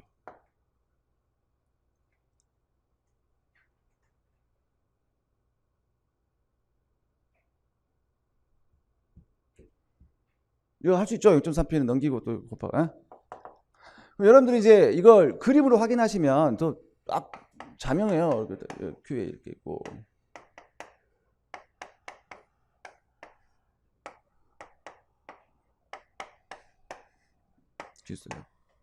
자, 이 절편값이 얼마예요? 얼마 이게? 100이야, 100. 10 하신 분들이 많아. 100이에요. 자, QA가 0일 때 P는 100이죠? 여기 얼마야? 10. 오케이. 얘가 P가 0일 때. 아? P에 PP 사지 말자. 이렇게. 됐죠? 자, 여기 얼마? 100. 자, QB가 0일 때 P 100이죠? 그럼 P가 0일 때 QB는 20이죠. 20. 이렇게 되잖아. 100원일 때 사, 안 사? 안 사. 사, 안 사? 안 사. 안 사는 거예요. 공짜일 때 10개, 20개 총 얼마? 30개 쫙 드는 거예요. 이렇게. 이거 나오죠?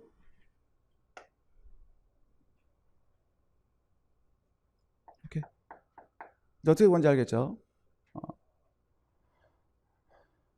자, 오케이. 자, 나머지는 자, 우리 심화 때 다루기로 하고 이 정도 맛보기만 이렇게 하고 자, 넘겨보세요. 자, 수요가 상호 의존적인 경우 나와 있죠. 수요가 상호 의존적인 경우는 소비의 네트워크 효과라는 표현을 쓰거든요. 내가 그 느낌만 그냥 가져가면 돼요. 느낌만. 뭐냐? 그러니까 뭐 그림도 뭐 그 다음 장에 뭐 쭉쭉 나와 있는데 전혀 볼 필요 없어요. 볼 필요 없고 어떤 사람의 수요가 다른 사람한테 영향을 주는 거예요. 그래서 거기에 편승 효과 한번 나와 있죠. 밴드웨건 이펙트라고 나와 있는데, 자, 한국 속담으로 친구 따라 강남 간다 그런 얘기예요. 남들이 청바지 입어 자기도 청바지 입는 거예요. 유행 따라 가는 거예요. 오케이? 그 반대 효과가 백로 효과예요. 까마귀 노는 고래 백로 가지 않는다. 니들 청바지 입어? 난 니들과 격이 달라. 자기만 치마 입는 거예요. 이런 것들. 그다음에 이제 남의 눈치를 보는 거잖아. 그 마지막 뭐예요? 배불린 효과 설명드렸죠? 남한테 자기 자신의 부를 과시하기 위해서 비싸면 더 사는 거예요. 이게 배불린 효과예요. 이 정도로만 알고 넘어가면 돼요. 넘어가면 되고, 이제 공급 들어갈게요. 공급. 자, 공급은 수요하고 반대예요. 자, 아까 제가 모든 가격 체계에서 구입하고자 하는 전체적인 계획이 수요였고요. 수요 곡선 전체가 수요였죠. 그러면 특정 가격 하에서 구입하고자 하는 구체적인 계획이 수요량, 그 수요 곡선의 하나의 점이었잖아요. 마찬가지야. 모든 가격 체계에서 생산자가 팔고자 하는 양 있죠. 그 전체를 뭐라고 그래? 공급 곡선 전체예요. 그럼 특정 가격 하에서 팔고자 하는 구체적인 계획이 공급량, 공급 곡선의 하나의 점인 거예요. 그리고 팔았어, 안 팔았어? 안 팔았어, 팔고자 계획한 거예요. 그리고 유량이죠. 한 달간 공급한 양, 1년간 공급한 양이잖아. 또 유량 개념이에요.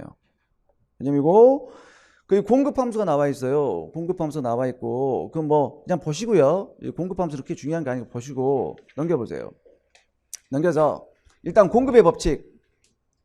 자, 가격이 상승을 하잖아요. 가격이 상승을 하게 되면 이제 생산자들은 많이 팔고자 해, 적게 팔고자 해?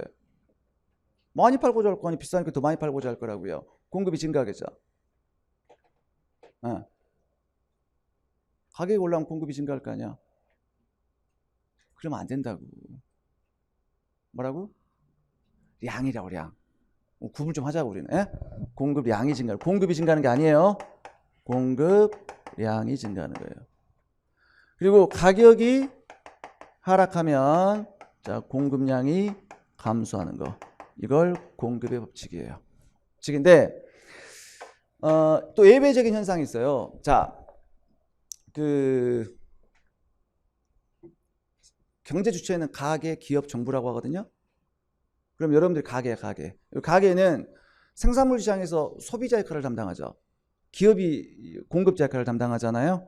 그런데 생산요소 시장, 생산요소라고 하는 것은 생산에 필요한 모든 것이에요. 그럼 생산하는 무엇이 필요해요? 노동이 필요하겠죠. 자본이 필요하겠죠. 그래서 그게 노동과 자본이 거래되는 시장, 뭐 토지 시장도 마찬가지예요. 이걸 우리가 생산 요소 시장이라는 표현을 쓰거든요. 그런데 대표적인 생산 요소 시장이 노동 시장이야. 그럼 노동 시장의 입장이 바뀌죠. 여러분들이 노동력을 공급하는 거잖아. 기업이 노동력을 산다는 입장이에요. 그러면 파는 사람들은 무조건 가격이 비싸면 많이 팔고 싸면 적게 파는 거야. 사는 사람 입장에서 어떻게 된다? 비싸면 적게 사고 싸면 많이 사는 거예요. 그러니까 그러면 대표적인 생산조소 시장, 노동시장에서 임금이 올라가면 노동 공급량은 증가하겠죠. 임금이 싸면 노동 공급량 감소하겠죠. 반대로 임금이 비싸면 노동 수요량은 감소하고 임금이 싸면 노동 수요량은 증가할 거예요. 그런데 예외적인 현상이 있더란 얘기예요. 그게 바로 후반굴절 노동 공급 곡선이라고 하는 거예요. 이거 굉장히 중요한 노동 공급 곡선이거든요. 나중에 이제 우리 뭐 생산조소 시장이 배울 텐데 일단 그 느낌만 가져가자고요. 느낌만. 임금 상승 효과가 있는데 첫 번째 임금이 상승하잖아요. 그럼 대체 효과가 있어요. 효과가 있고 소득 효과가 있거든요. 갑자기 복잡한 얘기 나오네. 이거 뭐 감만 잡고 가면 돼. 기본 강의니까. 자, 일단 임금이 올라갔어요. 임금을 웨이지 W라고 하거든요. 그럼 임금이 올라갔어요. 자, 경제학에서 말하는 비용은 전부 다 기회비용의 개념이거든요. 기회비용이라는 개념 대충 아시죠? 어떤 활동을 선택함으로 인해서 포기하는 다른 활동이 같이 벌어지는 게 기회비용이잖아요. 노동의 반대말을 여가라고 하는 거예요. 여가. 경제학이 여가라고 해요. 그럼 여가의 가격은 뭐야? 임금이에요. 앞으로 여가의 가격은 임금이에요. 여가의 가격은 뭐야? 임금이야, 임금.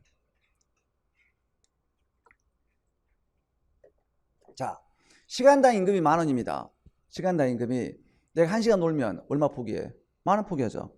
시간당 임금이 20,000원이에요. 똑같이 1시간 놀면 20,000원 포기하죠? 그러니까 여가의 가격은 임금이에요.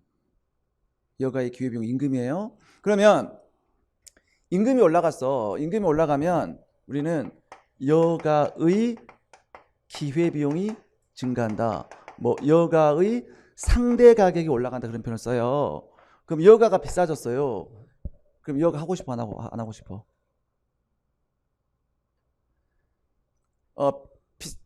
비싼 건 하고 싶어 안 하고 싶어? 안 하고 싶은 거지. 비용이 비싼 건 선택을 안 하는 거예요. 비용이 싼 걸 선택하는 거지. 비용이니까. 그러니까 그러면 이때 여가가 비싸진 거야. 그럼 여가를 내가 해 안 해? 안 해. 그래서 우리가 얘를 여가를 노동으로 대체한다 그런 거예요. 그게 대체 효과라고 하는 거예요. 그럼 이때는 그러니까 노동량이 늘어나는 거예요. 노동 공급량이 증가한다는 얘기예요. 이게 대체 효과예요. 근데 소득 효과가 있거든요.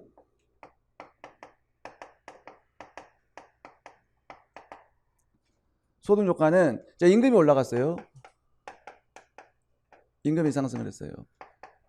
그럼 우리가 실질 소득이 증가했다는 표현을 쓰는 거예요. 그러니까 이제는 예전에 1시간 일해서 이제 시간당 임금이 10,000원에서 20,000원 올라갔어요. 이제 1시간 일하면 10,000원 벌었지만 지금 똑같이 1시간 일하면 20,000원 버는 거 아니야? 그러면 이때 뭐 또 여가가 정상제냐 1등제냐 막 또 따지고 그러거든요. 나중에 논의하기로 하고 일단 여가가 정상제는 가정하에서 정상제 여가가 증가 감소 증가할 거 아니야. 우리 아까 정상제는 뭐였어요? 소득이 증가하면 그 소비가 증가하는 게 정상제였잖아요. 그러니까 여가가 증가하는 거예요. 노동 공급량이 줄어버리는 거예요.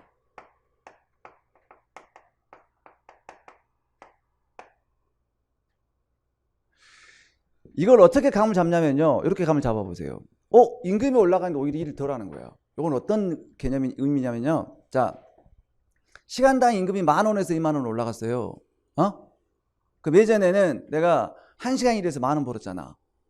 지금은 30분만 일해도 10,000원 벌지. 그러니까 예전보다 저 적은 노동 투입으로도 동일한 임금 소득이 가능해요. 그러니까 삶의 여유를 찾는 거야. 일 안 해버리는 거예요. 그러면 요게 대체 효과고 요게 소득 효과예요. 그럼 어떤 게 크냐에 따라서 노동 공급량이 증가하면 좀 달라지는 거예요. 또 하나, 자, 임금은 노동의 가격이에요.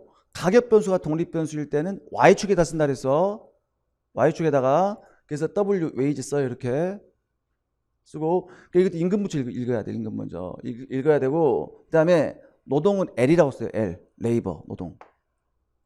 그럼 보통 임금이 굉장히 낮은 수준이 있죠. 낮은 수준에서는 임금이 올라가잖아요. 노동 공급량이 증가를 해요. 즉 이때는 대체 효과가 소득 효과를 압도해요. 근데 과도하게 임금이 올라가요. 과도하게 임금이 올라가잖아. 그 임금 상승에 소득 효과가 대체 효과를 압도해 갖고요. 오히려 노동 공급량이 줄어버리는 거예요. 이렇게. 그럼 소득 효과가 대체 효과를 압도한다 그러는 거예요. 좀 극단적인 생각을 해봐. 극단적인. 자, 임금이 쌀 때는 임금이 아주 낮은 수준이야. 막 임금 올려줘. 막 열심히 일하는 거예요. 그런데 임금이 막 10,000원에서 20,000원 올라가서 열심히 일해면 과도하게 생각해봐. 시간당 임금 1억이야 1억. 그 가면 시간당 임금 1억인데 2억을 올려줬어. 일 안 하겠지. 안 하면 이제 더 이상 과도하게 임금을 높게 주면 오히려 삶의 여유를 찾아요. 안 해버려요. 이런 거예요. 그래서 이걸 후방으로 굴절되어 있다. 그래서 후방 굴절 노동 공곡성이라고 하는 거예요. 그러니까 이런 예외적인 현상도 있더라 그 얘기예요. 그게 공급의 법칙에 대한 예외야 예외. 대표적인 예외고요. 그다음에 됐지? 그 정도로만 기억하시면 되고요. 그다음에 이제 마찬가지로 이것도 공급 곡선 한번 그려볼 거예요. 공급 곡선. 자, 가격 있고 공급량 있어요. 자, 100원이면 자 이것도 마찬가지야. 가격이 독립 변수예요. 100원이면 10개를 팔았어 안 팔았어? 판 게 아니라 팔고자 계획한 거라고요. 그 다음에 200원이면 20개를 팔 거야. 판 게 아니라 팔고자 계획한 거예요. 이렇게. 그러면 그러한 계획들을 쭉 연결을 해요. 이게 서플라이 커브, 공급 곡선이 되는 거예요. 그래서 공급 곡선 S라고 표현을 쓰고요. 그 다음에 요게 독립 변수고 요게 종속 변수이기 때문에 이것도 마찬가지로 가격 먼저 읽으셔야 돼요. 가격 먼저. 또 하나 주의할 점. 요 가격은 뭐라고? 한 개당 가격이에요. 한 개당 100원짜리면 10개 살 거야. 한 개당 200원짜리면 20개 살 거야. 아니, 팔 거야. 자, 그런데 여기서 한 개당 200원이면 20개를 팔 거야 그랬지. 그러면 생산자가 20개를 팔 때 한 개당 200원은 받아야겠다고 생각한 거 아니야? 한 개당 200원이면 20개 팔 거야. 그 얘기는 20개 팔 때 한 개당 200원은 받아야 되겠다는 얘기죠. 그러면 생산자들은 많은 돈을 받고자 해, 적은 돈을 받고자 해? 많은 돈을 받고자 한단 말이에요. 그래서 최소한이라는 표현을 쓸 거예요. 자, 그러면 이 공급 곡선을 높이는 가격이죠? 가격인데, 100원, 200원 가격이잖아. 가격인데 공급 곡선의 가격이기 때문에 supply price, 공급 가격이라는 표현을 써요. 공급 가격이라는 표현을 쓰고 이 공급 가격이 의미하는 바는 뭐다? 생산자가 최소한 받고자 하는 가격이에요. 자,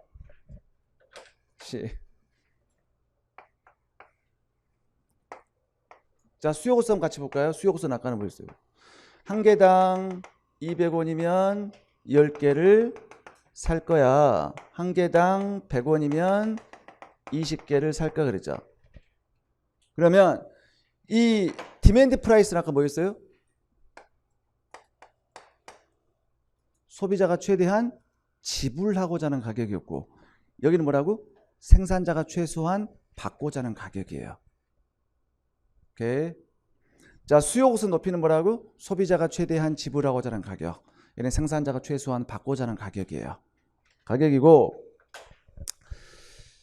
자, 그런데 지금 보니까 우리 소비자가 최대한 지불하고자 하는 가격들이 수요량이 점점 커짐에 따라 점점 감소를 하고 있죠. 왜 감소해? 한계 이용이 체감하기 때문에. 한계 이용 단위가 있어 없어?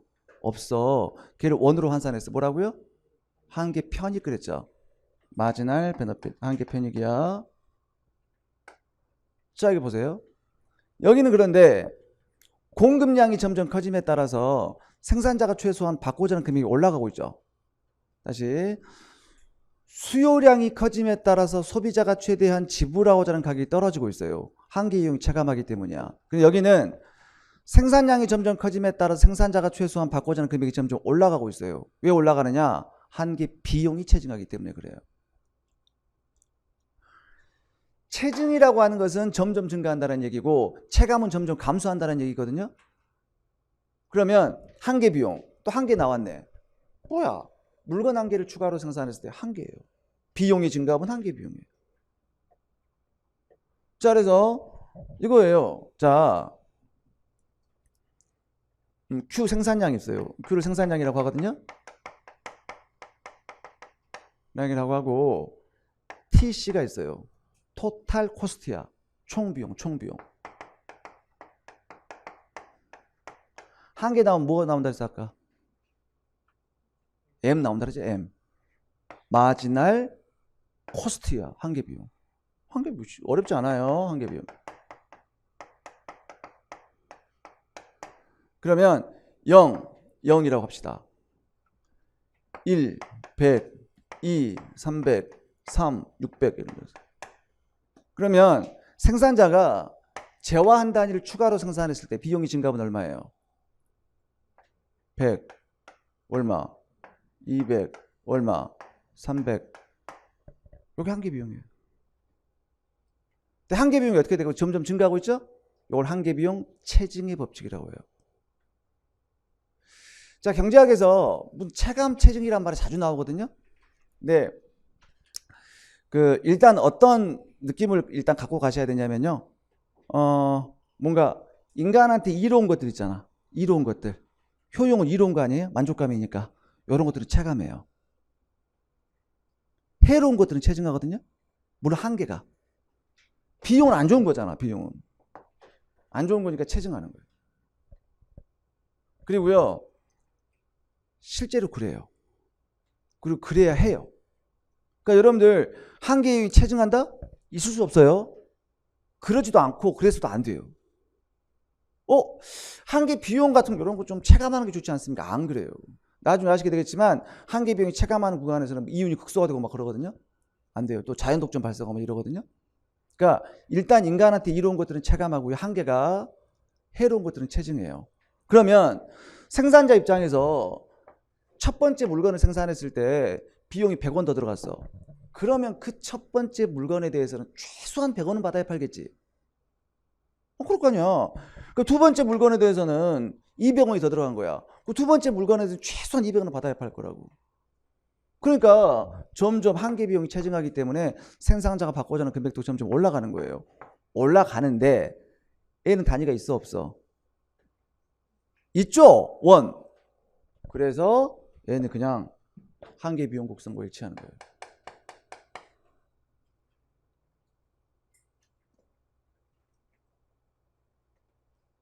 자, 정리하시면요.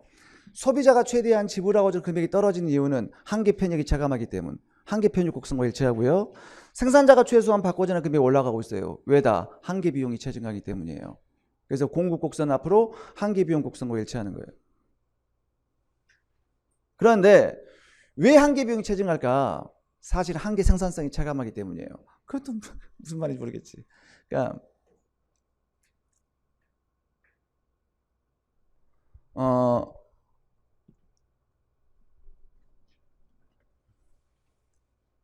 설명할까? 이거 하면 또 집에 갈 것 같은데.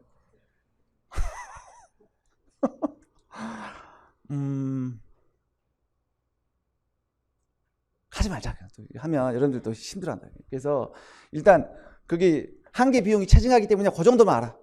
그래서 거기에 한계 비용 체증의 법칙 가로 열고 한계 생산 체감의 법칙 나와 있잖아요. 나와 있는데 이건 전부 다 그 여러분들이 그 공부하시다 보면 그 막 배우지 않은 내용들이 막 앞에 나와 있고 막 그러거든요. 그래서 그럴 수밖에 없어요.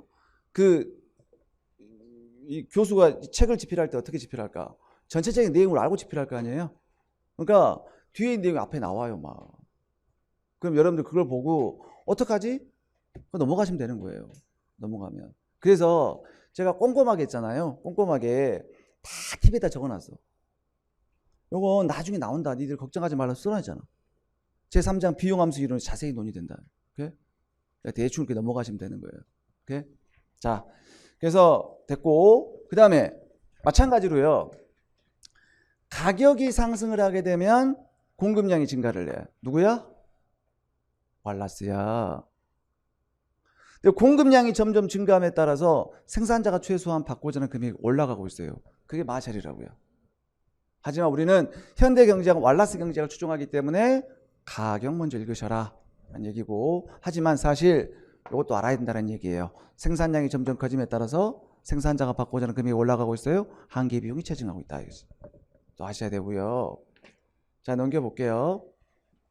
자, 공급 특정 가격 하에서 공급하고자 하는 구체적인 계획 있죠. 요걸 공급량이라고 한다고요. 그래서 공급 곡선상에 하나하나의 점을 뭐라고 그래? 공급량이라고 해요. 그러면 요 점이 이렇게 이동하는 건 뭐야? 공급량이 변하는 거예요. 그러면 무엇이 변동을 해야 공급량이 변하는 거야? 가격이 변동을 해야 돼요. 또 좌표상에 있는 독립변수, 가격이 변동을 하게 되면 내생 변수에 변하기 때문에 공급량이 이렇게 변동하는 거예요. 선상으로. 또 가격 이외의 요인, 공급이 변하는 거고요. 공급에 변하는 공곡선 전체의 변화예요. 자, 주의할 점 하나 있어요. 그래서 갔어요. 공급이 증가해서 감소했어. 공급 증가 감소? 증가 감소? 증감? 증가 감소? 감소야 감소. 이야, 증가했다 증가했다. 감소야 감소. 제발 이게 양입니다. 이게 양이에요. 그러니까 주의할 점이 수요 곡선이 위로 올라간 수요가 증가한 거야. 공급 곡선이 위로 올라간 공급은 감소한 거예요. 제발 이게 양이에요. 그래서 여러분들 항상 뭐야? 오른쪽 왼쪽 얘기를 하셔야 돼요. 미래에 따지면. 오케이. 이게 오른쪽 왼쪽 하셔야 되고요. 그 다음에 자, 그 의미를 한번 살펴보자고요. 자, 수요 곡선이 위로 올라갔어요. 그럼 수요가 증가한 거예요. 자, 공급 곡선이 아래로 내려왔어요. 그럼 공급이 증가한 거예요. 오케이? 위로 올라간 거 수요가 증가, 내려온 게 공급이 증가한 거예요. 그 다음에 수요 곡선이 아래로 내려갔어요. 그럼 수요가 감소한 거예요. 공급 곡선이 위로 올라갔어요. 공급이 감소한 거예요. 오케이? 자, 의미를 한번 생각해 보자고요. 수요 곡선이 위로 올라갔어요. 수요 곡선이 위로 올라갔다는 얘기는 뭐야? 소비자가 최대한 지불하고자 하는 가격이 올라갔다는 얘기죠. 자, 소비자가 최대한 지불하고자 하는 가격이 올라갔다는 얘기는 더 많은 돈을 구입하고, 더 많은 돈을 지출하고도 그 재화를 구입하겠다는 의지란 말이에요. 그러니까 수요가 증가한 거야. 그런데 공급 곡선이 위로 올라갔어요. 생산자가 최소한 받고자 하는 가격이 올라간 거지. 생산자가 최소한 받고자 하는 가격이 올라갔다는 얘기는 더 많은 돈을 받아야 팔겠다. 안 팔겠다는 얘기. 자, 소비자가 최대한 지불하고자 가격이 떨어진 거예요. 그러면 소비자는 아주 쌀 때 사겠다. 안 사겠다는 얘기예요. 생산자가 받고자 하는 가격이 떨어졌다는 얘기는 아주 싼 가격에도 팔 용의가 있다. 많이 팔겠다는 얘기예요. 컴 잡으셨죠? 그러니까 제가 이런 예를 들거든요. 아, 자기가 생선이 먹고 싶어. 낮에 갔더니 갈치 한 마리 2만 원이야. 에이스 돌아왔어. 저녁에 딱 갔더니 아줌마가 5천 원 떨어뜨리 가져가라 그러잖아. 그 얘기는 갑자기 생산자가 받고자 하는 금액이 떨어진 거야. 제발 가져가라. 공급을 늘리겠다는 얘기 똑같은 거예요. 아시겠죠? 그래서 여러분들이 주의할 때 무조건 왼쪽 오른쪽으로 이해를 하셔야 돼요. 위아래 하시면 헷갈리다고. 그 애가 올해 공인회계사 문제에서 논란이 됐다 그랬잖아. 그리고 갑자기 지도 교수님 연락이 와갖고, 응?